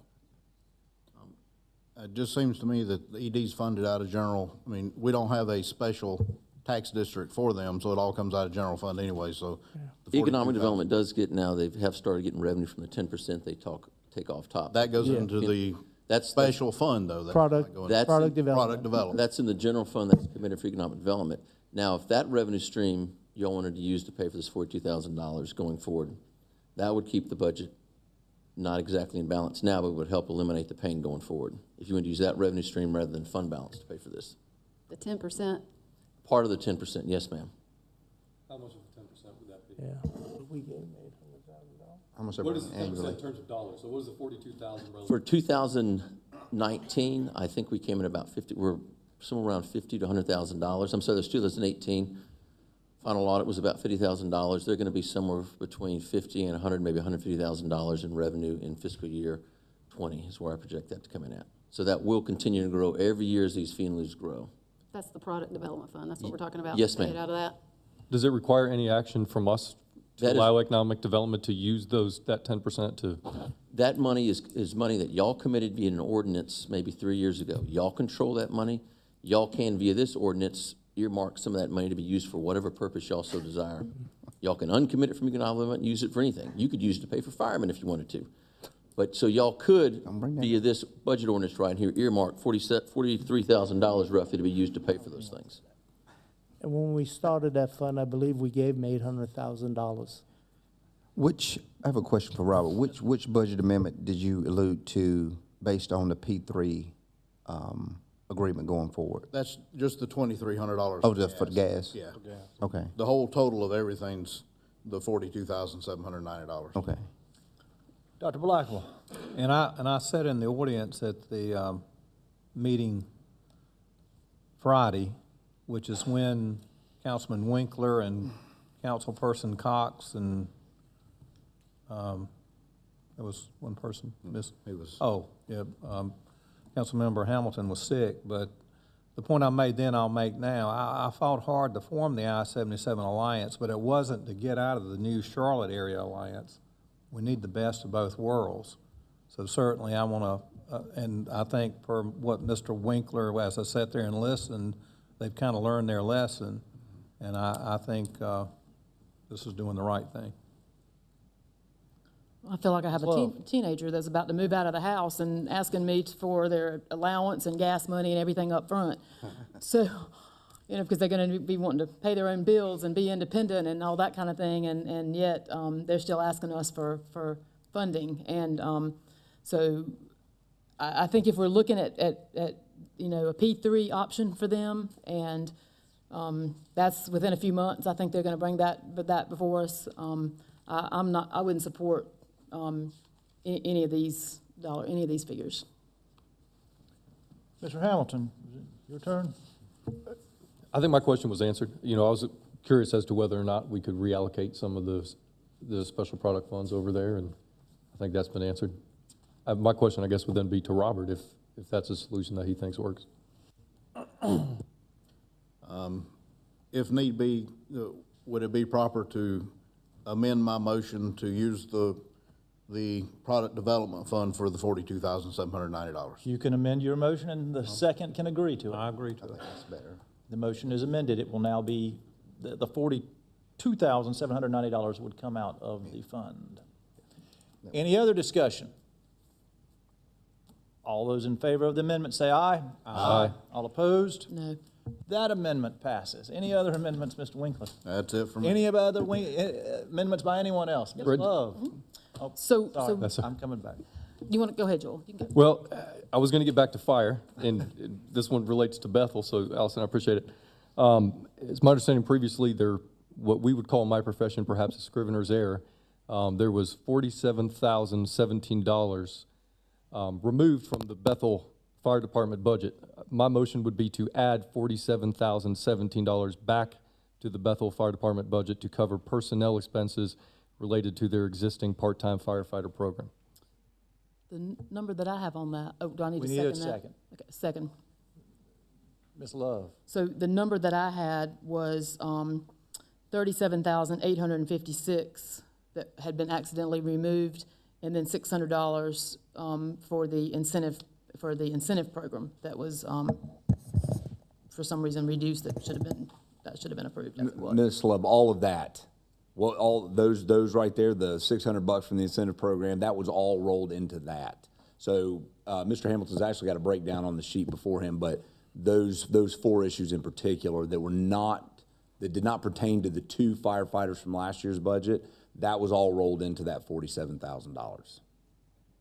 So it's the 30. What was the number, Mr. Hamilton? I don't have it in front. There was $37,856, particularly for wages, although perhaps either Kevin or Andy could shed a little more light on it than I could. The breakdown that Andy has over there is complete, and includes everything, and they've broken down their spreadsheet as well. And the total was it $48,000, including everything? Let me tell you what I have. So, yeah, the $47,017 includes $1,600, it looks like part-time bonuses, $37,856 in wages, $3,018 for FICA Medicare expenses, and $4,543 for workers' comp insurance. Specifically, those were line items 170, 190, 180, and 525. Yes, sir. Okay. So as the representative from that district, you'd think I would have been given those numbers. The number that I was given was very different from that today. So was it? Was it different? It was lower, yeah. It was the number that the number you sent me this morning was different than that. Right, and so we had Garth Sawyer's our controller go back and look at all of that, and you're right, the $37,856 was specific to wages, and that was cut out. But what he did in the line 170 was there was a discrepancy in the $1,600 in the firefighter incentive. That was rolled into the 47, as was FICA and Medicare and workers' comp that was cut out from a different line item. So there are a couple of different, there's one other thing that I would like to make a change in that budget. Is that going to be a separate motion? If you do not want Mr. Hamilton's motion to stand, you have to make a motion to amend his amendment at this point. Okay, so I would make a motion to amend that to include the $47,017, but I would also like to include the pumper tanker that was in our original requested budget. Is there a second? I'll second. There is a second. Discussion. Ms. Love. So the purpose of the pumper tanker, because really and truly safety is probably the discussion tonight has been all about, whether or not you're going to have somebody show up if you have an accident or if you have a fire. So the public safety is the number one goal, certainly, of all of our fire departments. And the pumper tanker allows us to arrive on scene. It does not mean that we're not bringing a second tanker with us. So it allows us to show up on scene with more water, and in an area where in the last few weeks we're actually having an issue with water in the area. It's very important that we arrive with as much water as we can, which would be 3,000 gallons in the pumper tanker, plus what's in our current tanker. It does not affect our ISO. It does not lower our ISO rating to have the pumper tanker. Our ISO rating would stay the same unless we did more specific things to lower that. And a lot of times people want to weigh in on other people's turf, I guess is the right word, when we're talking about fire departments. And the Fire Tax Board's goal is to recommend what is the best thing for the taxpayers in the Bethel Fire Tax District. My goal is to recommend what's the best for the people in the Bethel Fire Tax District, because that is part of the district that I've been elected to represent. So I just want you to know how important it is to me tonight to get the approval for a pumper tanker that we have asked for the past 3 years. Next year we had in our budget a ladder truck. So we've now, because we've been denied this pumper tanker for the last 3 years, we're like back to back with the next apparatus that we're going to need, and that's somewhat of an issue. So it is it's needed. I promise you that it's needed, and it's been vetted. It's been vetted by the tax board, it's been vetted by me. I've had, different members of this council speak to different people, and it's just kind of frustrating for me to have a tax board that spends a lot of time working on something, a fire department that votes for something, a fire department whose chief says something, if he can get it for a penny, he's not gonna spend a dime. And that's very true of this department. So, we have another fire department that's gotten a similar pumper. And the difference in this is not just carrying water and the amount of water that you can carry. An engine is gonna pump 450 to 500 gallons a minute. This pumper tanker, the reason it's pumper at the beginning is because it's gonna pump 2,000 gallons a minute. Had we had this pumper tanker, when the Albert Home on Lake Wiley caught on fire, we would have been in a much better position to not save that house, because that house, there were some accelerants there, but we would have been in a much better position to pull in and begin fighting that fire with the mutual aid that was on scene from Steel Creek, who got there before us because they were eating right up there on 49. So you know what, that's only one fire, but if that was your one fire, you would want Bethel to roll up with our guys and 3,000 gallons of water that we could immediately start pumping, and in a hurry. The other difference is that the tanker that we did show up with, engine one, I think, correct me if I'm wrong, but engine one, we were on scene of that fire in 7 to 8 minutes. And it took us 3 minutes to empty that tanker. This one would have lasted us somewhere between 8 and 11 minutes. And every second counts when you're fighting a fire. So I know there are people in this room, other firemen in this room, and other chiefs in this room that may think, you know what, we don't see the need for that. Well, you may have things that I don't see the need for, but that's not what it's about. It's about what the fire district sees as a need. And when we come to you and we ask you for something, it's important, it's very important that you have a respect for the people of that district who, in this case, have been paying for this pumper tanker for quite a few years. Because when you come before me with a request for your tax district, I'm gonna support that. Because I don't know anything about your department and what your district looks like and what you need for your area. I can only speak for my area. And that's what I'm doing tonight. When I tell you that this pumper is warranted, it is needed, and I would appreciate this council, at least 3 of you voting for us to have this pumper. Mr. Roddy? I'll be real brief. I'll go on record as saying, and I'm supporting Ms. Love and her request to get this pumper tanker. One, it's because they have the funding to pay for it. And she's indicated to me a need to get it. If they didn't have the money and they were gonna ask us for the money to purchase the equipment, I would say no. But by all accounts, the money is there. They've expressed a need for it. And like she says, who knows better than the ones who are requesting it? And if the tax board has approved it, they've been waiting, they've been wanting it for year in and year out, who am I to say no to her and her district when we all sit up here and talked about protection and service and making sure we meet the demands or we meet the service calls.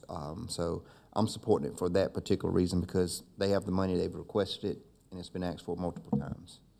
Dr. Blackwell? Well, you had me initially, but you lost me when this was added to it. And the reason being, poor Ms. Love, it's been turned down for 3 years.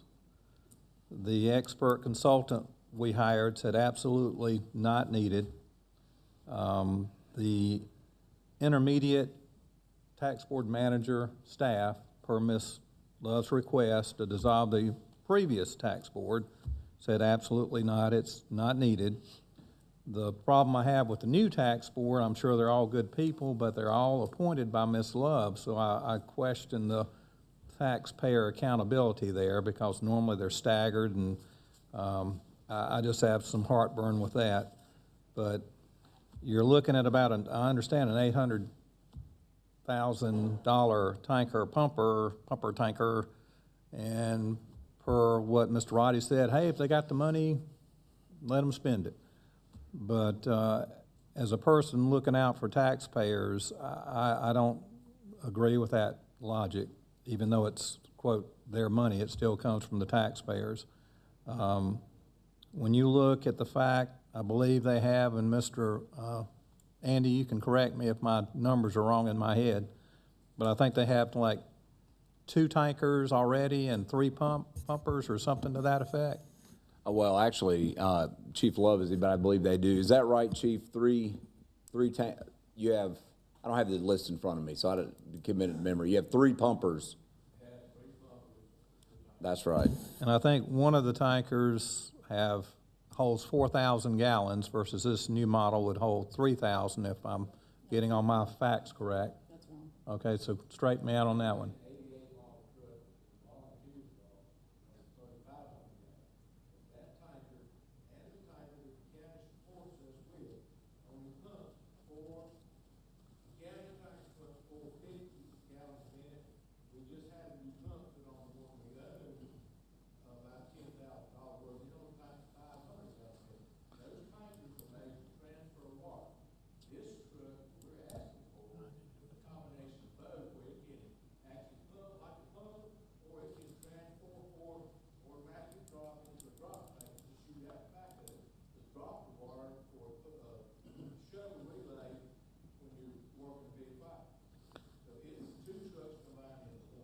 And I get that, and there was some concern about staff being available to drive 2 trucks, but I understand the manpower is there. I think a concern too is you have a local county fire district that ISO said, you need a pumper tanker, or however you say it.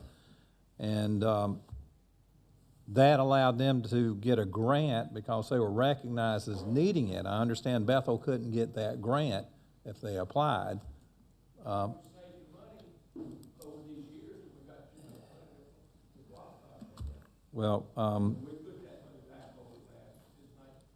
Chief, I'm going to cut you. I probably shouldn't have let him ask you questions, but we'll go ahead, Dr. Black. No, I'm good. That's my stance. Ms. Cox? I do have one question. No, I'm sorry. I'm actually going to go to Mr. Hamilton, and I apologize to you, but he always goes last, and I feel bad about it. And I meant to go. It's all right, I'm going to defer to Ms. Cox. Go ahead. The only question, and I'll speak last, but I do have one question. Can the money that's currently been earmarked for this in the Special Tax District Board, can that be used for people? Or is it restricted to capital improvement? It could be used for people, it's not restricted. Mr. Hamilton. He wants to go last. He wants to go last. I am trying to give you a chance to tell us. All right, you had me on Mr. Hamilton's motion, you lost me when you added the pumper tanker, for a number of reasons. When we were first told, well, first of all, as a financial advisor, someone comes to me and says they want to buy something just because they got the money in the bank, it's not a good reason to buy something. I tell people all the time, no, you don't need that. Just because you got the money sitting there don't mean you need to go spend it. But when this was first presented, we were told, well, it's got a 6-person cab, all of our firefighters can arrive in 1 truck. Well, if that was the case, they'd arrive with 3,000 gallons, where if they arrive with a current pumper and a tanker, they would arrive with 4,000 gallons. So that means they would arrive with less water. So that kind of has gone away now. We're not hearing, well, no, they can't, they can come with 2 trucks, which means they got more water. But then, I'm not a firefighter, but I talked to a lot of them a lot of times because we've had a lot of this going on lately. It's not always about just, from what I understand, and I've never fought a fire, about just how much water you can immediately dump on a fire right up front, but it's more about where you put the water and have enough of it to sustain the water for a certain amount of time. We heard tonight, this is a 3,000 gallon pumper. It can pump 2,000 gallons a minute. Well, a minute and a half, this thing's empty then. If we do it at 2,000 gallons a minute, but we just said, well, no, we're going, this would have lasted 7 minutes. Well, that would have been at 500 gallons a minute, which you can already do with the equipment you've already got. You can do 500 gallons a minute with the equipment you've got sitting there with the pumper and the tanker separately. The 10-year study said we don't need more equipment. For all of those reasons, it's kind of like our target, keeps moving depending on what objections are come up on this thing. I will not support the pumper tanker. I would have supported it, but with the pumper tanker added onto it now, I will vote against this amendment. Well, point of order, I don't believe, we haven't voted to amend the motion yet. There's been a motion to amend the motion. The only thing we will be voting on is an amendment to the amendment. Correct. So we will not be voting on your actual amendment. This is purely, the only vote we will take is whether to add the pumper tanker to your amendment. Correct. So I'll stand by my original motion. I've heard before that, we needed a pumper tanker. So because we had the 2-in, 2-out rule, we couldn't roll with 2 trucks, and we needed 1 truck to get there. Then we heard, well, it's really about how much we can bring, how much water we can bring to the scene. However, the trucks that are there seems like they can carry the same amount of water. Now tonight's the first we've heard, well, it's really about, pumping capacity. None of those arguments sway me to allow $800,000 of taxpayer money to be spent. So I'm going to keep on the, I'll support the original motion.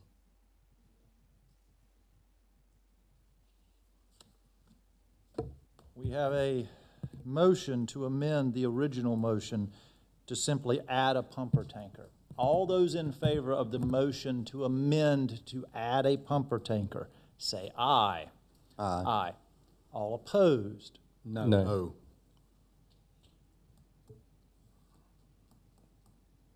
The motion fails 3-3. We are back to the original motion, which is Joel's motion, to amend their budget by $47,017. All those in favor of that motion say aye. Aye. All opposed? That amendment passes. Any other amendments to this budget? Mr. Roddy. I'd like to make a motion that. Well, there it is. I'd like to make a motion that we approve not the $200,000 for pathways, but meet their request halfway and ask for that we include $100,000 to come out of general funds this year, and we'll look to. I know we can't add in anything for next year, but we'll look to add $100,000 back next year. So my request is to ask for $100,000 to go to pathways to support their initiative. There is a motion. Do we have a second? I'll second for discussion. Mr. Roddy. As you all know, this project is in my district, and they've reached out to me on multiple occasions. I've met with them several times. I've warned this council about going down the road of supporting nonprofits, and the case has been made and supported by our sheriff, our solicitor, and I do see some good with bringing all these services under one roof to try to coordinate services. I wasn't truly sold on the impact of this arena of pathways keeping people out of jail to where we would see the savings. I didn't buy into that whole quasi-governmental situation, but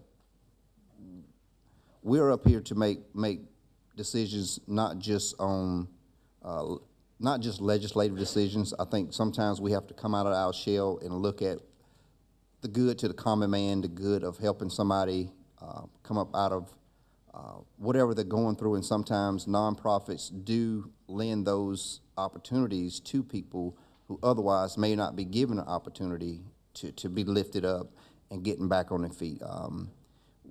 It's like the age-old adage, it's easier to get a job when you got a job, but it's hard to get help when you're down on your luck. So I'm just appealing to council's compassion to understand what Pathways is attempting to do, the agencies that it's attempting to reach out to and house under one roof.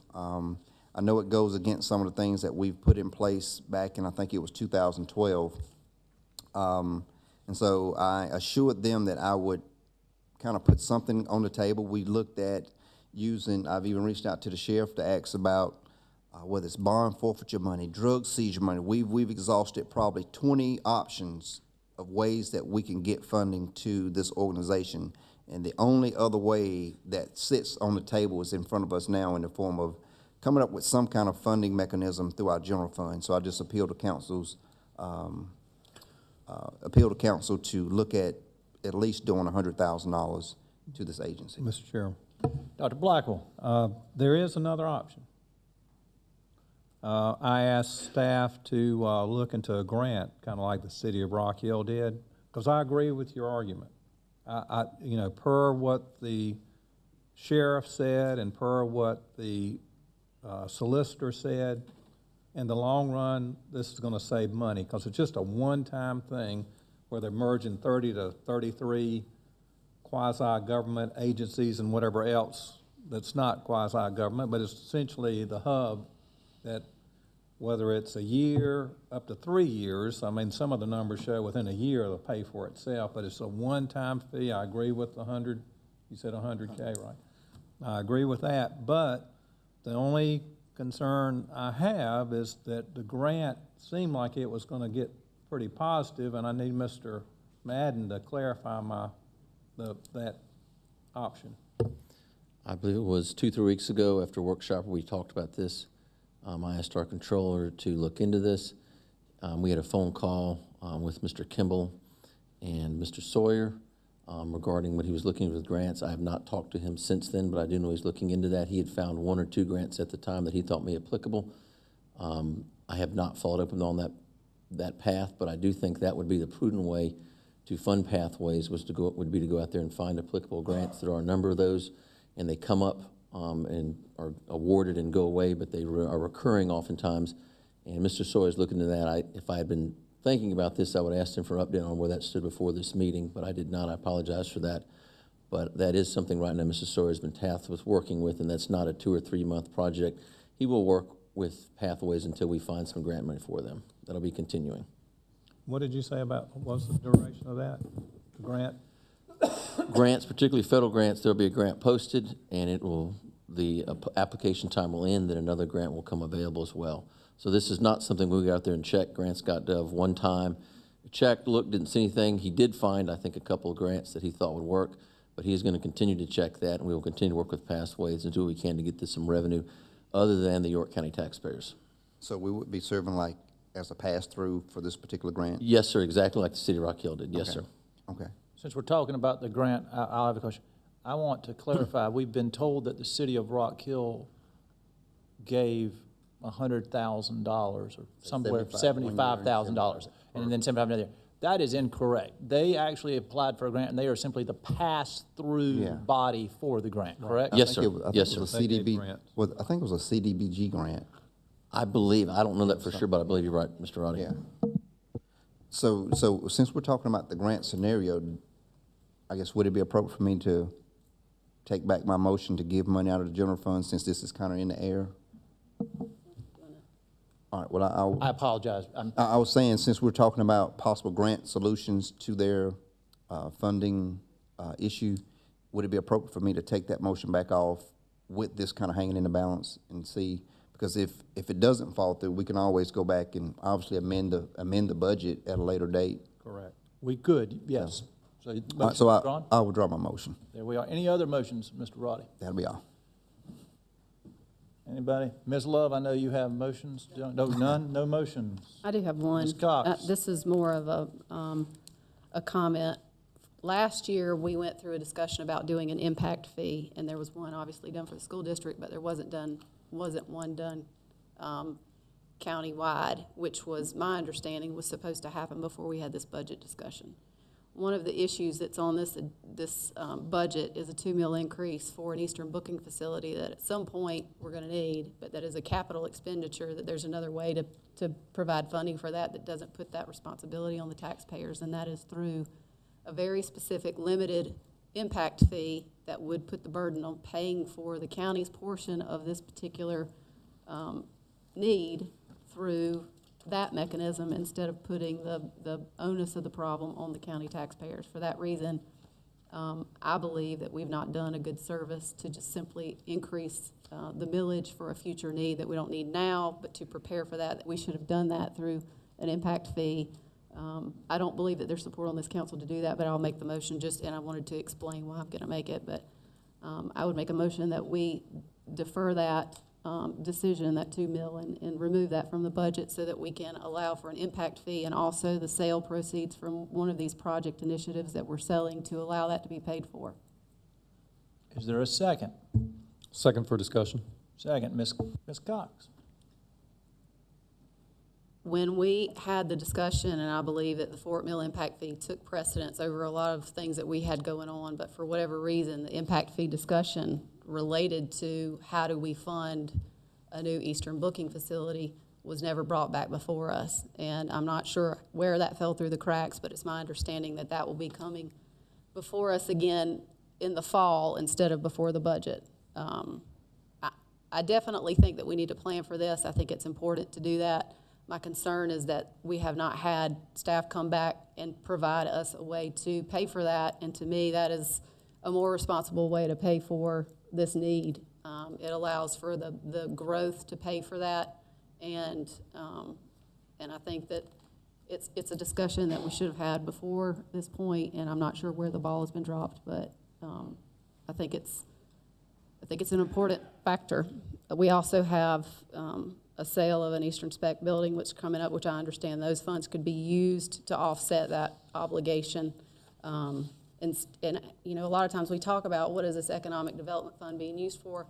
Why can't we use the funds from that sale to go and benefit the taxpayers directly instead of continually placing it into this fund that to me doesn't have a tangible benefit to the existing taxpayers?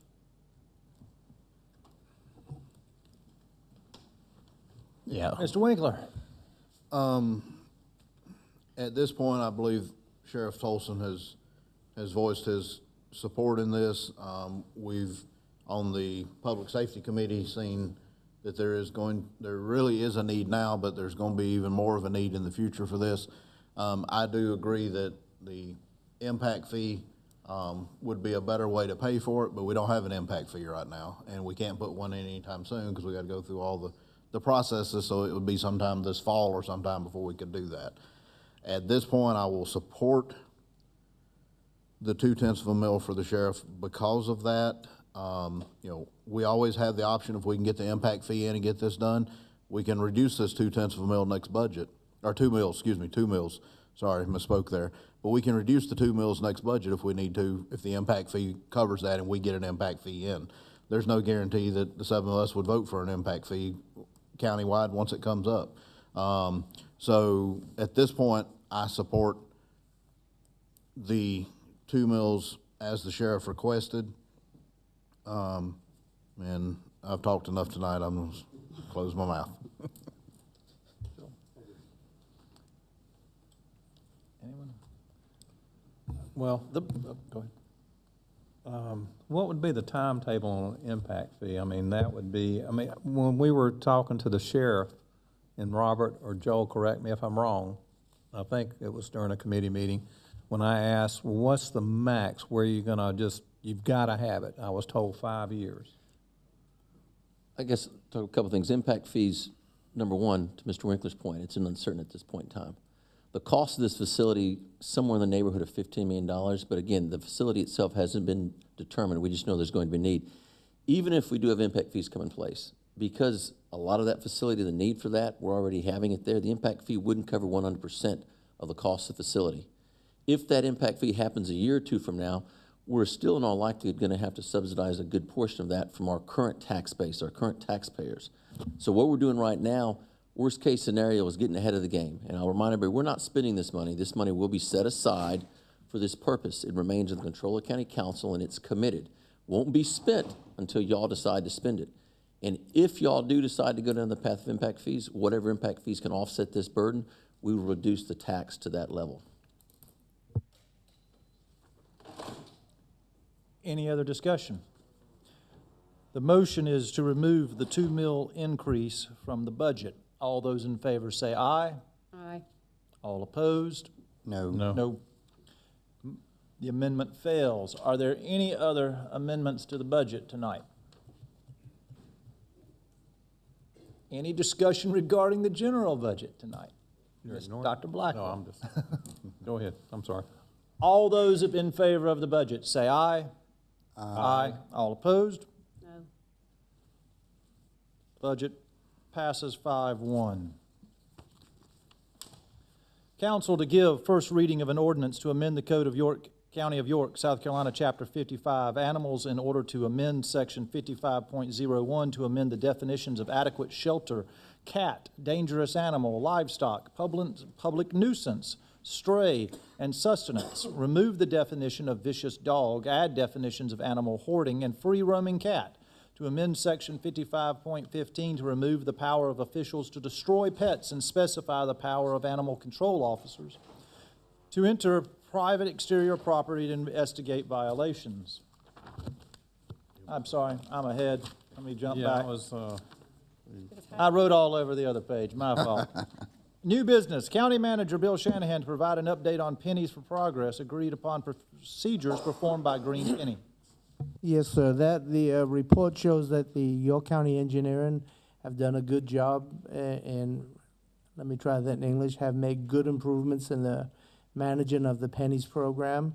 This includes monitoring of the status and progress of specific projects, budgeting for the projects and the program as a whole, the regular report, and the regular reporting of the progress and the status of the program. In reference to Pennies 4, the budget processes performed were much more in depth than previous Pennies programs. The design planning portion included the referendum budget for those projects is $12.2 million.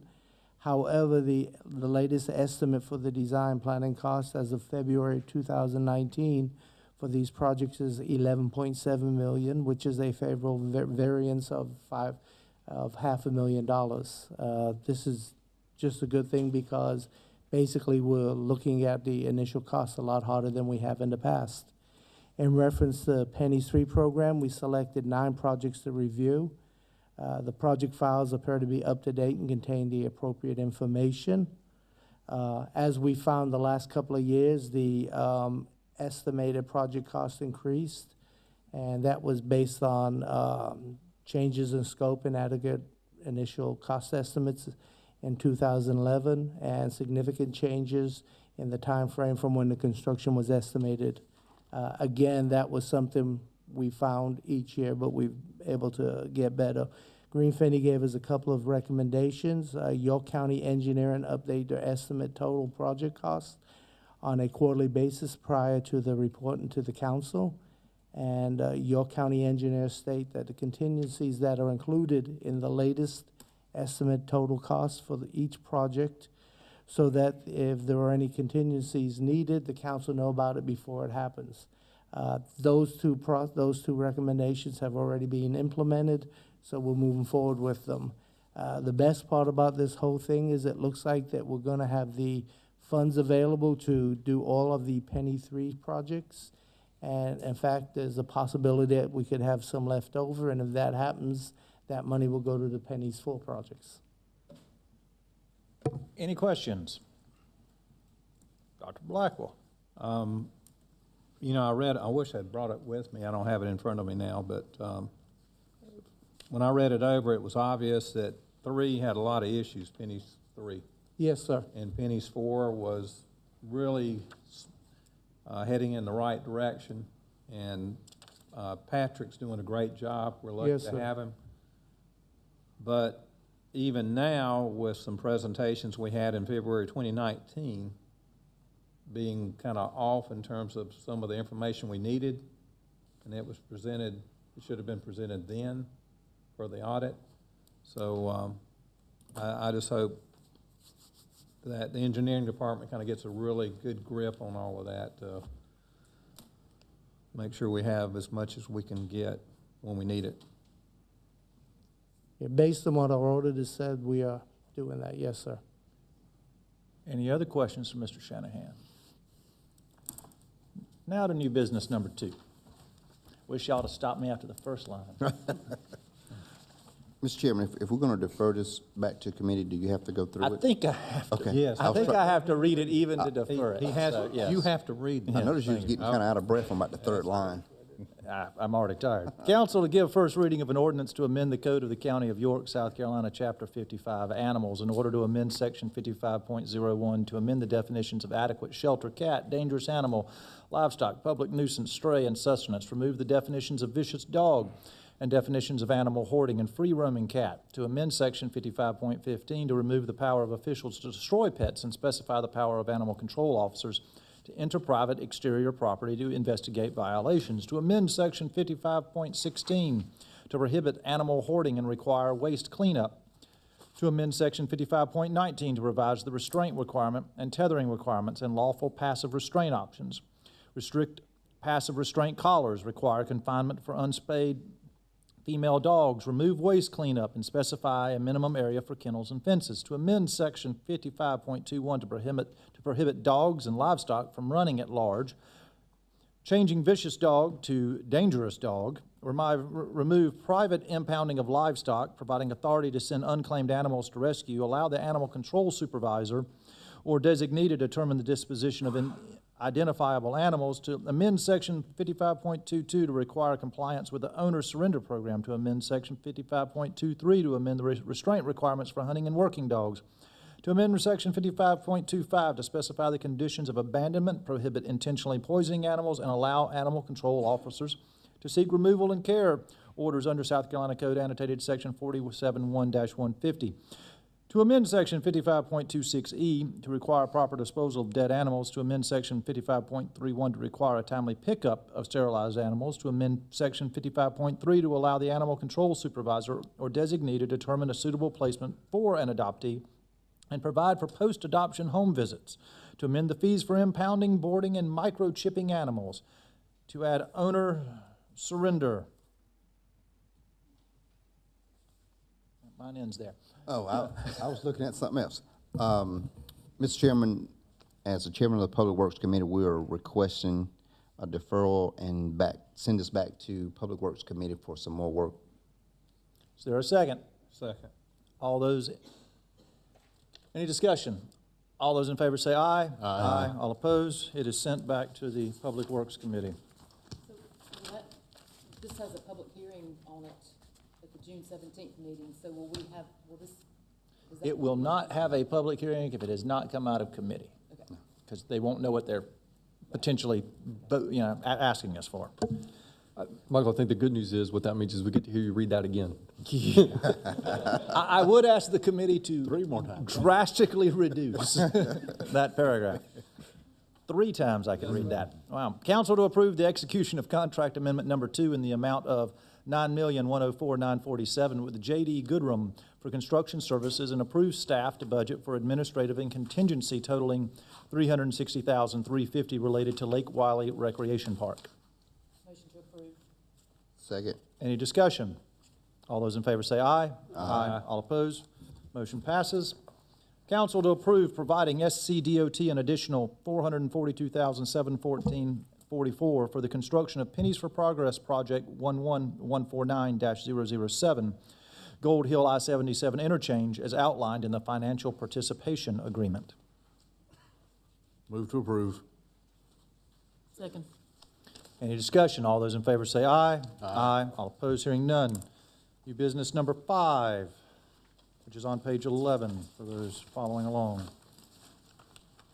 Council to provide first reading by title only of an ordinance authorizing the county's sale of its speculative building located in East York Industrial Park, located at 1725 Ginth Court, York, South Carolina 29745, described as a plus or minus 40,000 square foot industrial building on or about 11.6 acres, sold as is, where is, 5 Star Holdings LLC, and identified by tax map numbers 400-00-00-020, as is, more particulars shown on the combination plat with part of parcel 400-0-00-00-002, filed in the York County Register of Deeds, Plat Book 158 at page 368, with such sale evidenced by the purchase and sale agreement attached here too, approving the agreement and its execution, authorizing the chairman and other county officials to further execute such documents incident to the closing and sale of the property, including the deed for the property, providing for a public hearing, and providing for other matters related thereto. Is there a motion? Move to approve. Any discussion? I was the one who asked for this to be pulled out of consent agenda, and the reason why is simply because I would like to have, I guess my first question is, has the contract actually been executed yet, or are we still waiting? Contract has not been executed. We just received earlier today edits from the prospective purchaser's attorney. We'll be going through those and hopefully finalizing before public hearing, which is scheduled for the next meeting. I would like to have before the next meeting an accounting of the funds that were used. As I understand it, there was $2.1 million that was used to construct this, and certainly it needs to be sold, but we're looking at a significantly reduced sale price of somewhere around $1.3 million. So I would like to ask that staff please provide us with a complete accounting of those funds, where they came in, and I think that this council ought to take a close look at what these spec buildings do and what is being allowed in them, as to whether or not it's truly a benefit to the community. But I approve, we definitely need to move forward with the sale, but I would like to have the information available to us before we make a final decision on this. Dr. Blackwell? Can you repeat that one more time? I'm not on the Economic Development Committee, but we put You were sitting there, though. Well, I was sleeping then, but I was in the background. But 2.1 million is what we spent. I think the explanation that we're going to hear from staff is that there were grants that were given to authorize some of the construction on this, but this is the best sale price that we've gotten. And so I think at this point, we don't have anything but hearsay, and so I think it's important for the council to get an accounting of where that money went and what was spent on it. May I ask? I'm gonna say, Perhaps, David? I've asked this question a few times of Kevin and David both, and unfortunately, there's not some good records on some of it. But from what I've been able to find out, and even from what Mark Ferris has said, the first building in Rock Hill was built with grant money from Power Team, Comporium, and a few others. There was no county money, taxpayer money in that building that was built in Rock Hill and sold. Then all of that grant money was rolled into the one here in East York Industrial Park. Now, there has been some taxpayer money spent in this one because we had to move the retention pond. And we allocated $470,000 to be able to do that, but we wound up spending $365,000, I believe, and we got a $300,000 grant to pay for all of that. But there's about $60,000 to $100,000 that we did spend on this particular building from taxpayers, but the rest of it was all grants. Even Mark Ferris said there was no taxpayer money in the original building at all. It was all grants, and the Power Team and the grant providers have said they do not want that grant money back from us, that they would prefer, if I misspeak, David, please tell me, but they would prefer that grant money be put into our product development fund to be able to be used for future product developments, maybe not a spec building, but for something else that this council has control over with that product development fund. So they haven't asked for it back. It would be put into that fund. So. Can David come up and I appreciate Mr. Winkler's comments. Can you give the cut and dry version of it? I mean, grants, county taxpayer money. How much are we in for? Yeah. Yeah, so that's correct. That is the understanding that I've gotten from research and discussions that I've had with different parties that were. 2.1 is correct? Yeah, 2.1 was the budget for the building. That budget was through funds of $1.3 million from the sale of the previous spec building. There was 2 grants from the Power Team that totaled, one was $650,000, another was $143,610. And then there was some electric co-op monies for some road improvements and things that could only go for roads. So that was the total amount that we put in the building. We've marketed the building for 2.5, 3 years. The Rock Hill spec building, how quickly did it sell? That sold, I think, within a year. Within a year? Yeah. So is a lot of this related to just the location? I think location has a lot to do with it. There was other elements to the cost So construction costs have been increasing significantly over the last 4 to 5 years. I mean, year-over-year annual increases. So when you start to look at what the base pricing is and then the upfit cost, because this is just a dark shell, there's no improved Right. flooring or anything. Well, I The think, economics become harder. yeah, I think per Mrs. Cox's point, we've got to be careful. Mr. Roddy? By my figures, we rolled 1.3 into the building, supplemented by approximately 800,000 in grants and other outside funding. That gets us to the 2.1. So we're basically getting back what we rolled into it. Yeah, some But other just not costs, and we can identify what those costs are gonna be based on what we see as our end statements. But specifically, we have a reimbursement to the electric co-op for the land. There's 11 acres at an agreed price to get a repayment back to the co-op for $135,000. There's also a sale commission to the real estate brokerage firm that should total around $80,000 for that transaction that they're helping us with. And they've done marketing for the building, they've done a good job, so that commission, I believe, is justified. So we can roll out the whole amount for you at maybe the next meeting, as well as a description of the buyer and some of that, I guess in layman's term, we were just taking this one on the chin. a little bit. Ms. Love? Okay. Mr. Madden? This building is a loss for sure, no way about it. I think getting out of it is the best thing to do at this point in time. It sounds like a lot of the proceeds coming out of there, and we have looked into this, and when you take money from one bucket to another to fund a project, a lot of stuff becomes commingled. Management will make a recommendation once we find out what is legally restricted from our proceeds and what we do with that. A lot of it we might not have any say-so. I would imagine the taxpayer dollars that went to that, y'all will control where that money goes, if it goes back into economic product development or into the general fund. We have a record of where this money came from, but it's not very straightforward, and you can't tie $1 directly to where the next dollar went in there. But we will put together, we have a rough spreadsheet right now, we'll put a spreadsheet together and have it to council before the next council meeting. Thank you. Anyone else? Thank you, David.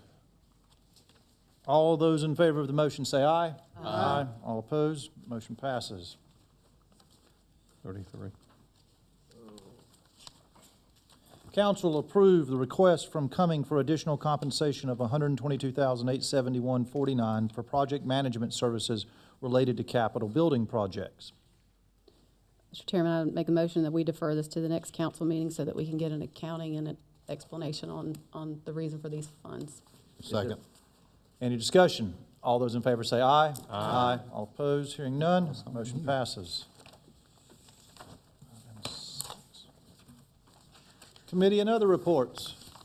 Economic Development Committee. Mr. Winkler. Yes, sir. Economic Development Committee met on Friday, May 31st at 3 p.m. And as we heard earlier, we had a presentation from Planning Department. They presented to us on the ordinance that they're working on for solar farms. There were quite a few questions asked, and they have some things to work on before they come back to us to present the answers to those questions and what to move forward on. And then after that, David Swenson did a presentation just on C-Fund requests that he sees coming. There's nothing been formal that we have to vote on or anything yet, but from the Economic Development C-Funds allocations, and also updated us on a few fee in lieu of things that you know, just for informational purposes. There was no votes taken on anything. So. Thank you, sir. Finance and Operations Committee. Ms. Cox. We met today at 5:30 to consider the recommendations, to review the Hospitality Tax Committee's recommendations for the 2019 marketing and advertising grant applications, and the motion was made and approved unanimously that we approve the recommendations as written with the exception of the Lake Wiley Home and Garden Tour, which should be increased to a total of $5,000 as the recommended funding amount. And there isn't enough funding to allow all of those recommendations to go through. Thank you. Any new council member, new non-agenda comments? Mr. Roddy. Real quick, the Rawsville community off of Saluda/72 has been reaching out to me for a no trucks through sign for quite a while. I had staff reach out to SCDOT about supporting us if this council was to approve a no trucks through sign. And initially they said they weren't, or they wouldn't support it. And then when neighbors and those in the area reached out to SCDOT, they put it back on the council that says it's up to us to make that decision. And so I've kind of started an email, an email chain of some of those communications back out to Dean Hendricks, and I think I sent one to Eric today, as well as Bill and a couple other staff members. What I'm looking to do is to go ahead and initiate the no trucks through sign on our part, because it's warranted, and send it over to them to see if they will honor it, because what this will do is help me in my communications with those neighbors and residents to let them know we've done our part. It's SCDOT that would hold it up. And so this is something that I think with the expansion of 72 being widened down to Rambo Road, I think it'll be a better fit for those trucks to travel just another maybe quarter mile down the road to take a right on Rambo. It's a chemical plant and it's a wood facility on Robertson Road that they're getting to, but they're coming down on Rawsville through a neighborhood, turning left going in front of South Point. And what we want to do is keep those large trucks as far away from the high schools, because some are coming through in the morning times. I pass them when I'm getting off the night shift.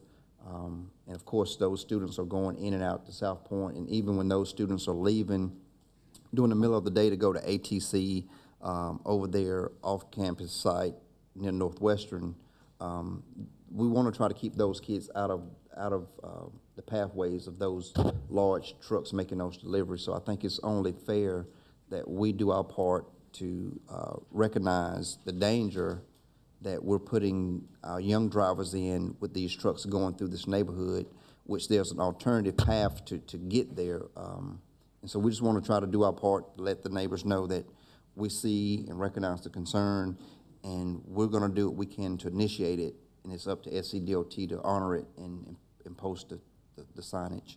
And also, and it's another thing with SCDOT is we are having real issues with them servicing and cutting grass and doing their part. We've seen the road systems deteriorate. Now we're seeing they can't get out to cut the grass, they can't maintain their part. And we're always hearing that, well, we don't have the money, we don't have the manpower. So I think we need to really shore up our relationship with SCDOT and really communicate to them their role here in York County, what they need to do to step up to the plate for our citizens, because we're doing all we can, and it seems to fall on them not to carry their load. So I'm hoping our staff can get some real good communication. I think they have a new director, Jason Johnston, who's in charge. And honestly, I've called him several times, left voice messages, and I haven't gotten a call back. So I can imagine what citizens are going through when they try to reach out to someone at SCDOT if they're not calling a county representative back with concerns. So hopefully we can get some better communications going with them so we can better serve all our citizens. Thank you. I'm gonna, go ahead. I do have one. Oh, go ahead. I would ask, Chairman Johnson, I think you were the one who led the charge on these overlays, and we were supposed to have significant work done on these. Hopefully, we're gonna get these passed within the first 6 months of being up here, and I think we're off track on that. So I'm gonna ask that we have a committee meeting and that we go ahead and move forward with at least putting together something to put before this council, because we're way behind in terms of meeting that requirement. Regardless of what the council decides to do, we need to go ahead and get it done. Are you talking about? My understanding is that Mr. Hudspeth will address that at the June workshop very briefly, and possibly at the July workshop in a little more detail, correct? That's right. All right. I'm gonna say one thing and then I'll go back to somebody else, because I wanted us all to take a second. Last night, South Carolina Trooper Paul Wise was shot in the line of duty. I think we have firemen here. You all run into buildings. I've said it many times, I wouldn't run into a building. I'm not sure I'd pull a car over at night without being able to see in it either. That's just, I can't imagine what that would feel like. We all need to keep him and his family in our prayers, and I would ask all of you to do that. and think about him and all of our first responders, law enforcement, and all those who are in harm's way. Dr. Blackwell. Well, my point now is not important at all based after that comment, but I'll go ahead and try to bring it up. But just a heads up, this is not a definitive, but, you know, with the C-Fund surplus that we've found, staff found, and with the new Panthers complex coming to Rock Hill, there may be an issue with a right-of-way coverage that we might be asked to assist with. And that may be one way to kind of honor the points of the legislative delegation saying that we show not just our neighborhood approach kind of thing, and maybe help with that a little bit. But Patrick or whoever may present that to us down the road. But something I got wind of, so I'm just throwing that out so nobody's hit on the blind side, if it occurs. Mr. Winkle. Just real quick, last council meeting, Mr. Rodney Taylor came and invited us all to the first memorial service at the New York County Veterans Park. I will say, y'all missed a good service. It was the first one at our new park, as I said. Colonel Allen West spoke. There are 249 names on that monument that we put up there, all who left York County, went and defended the country, and unfortunately did not come back to their family.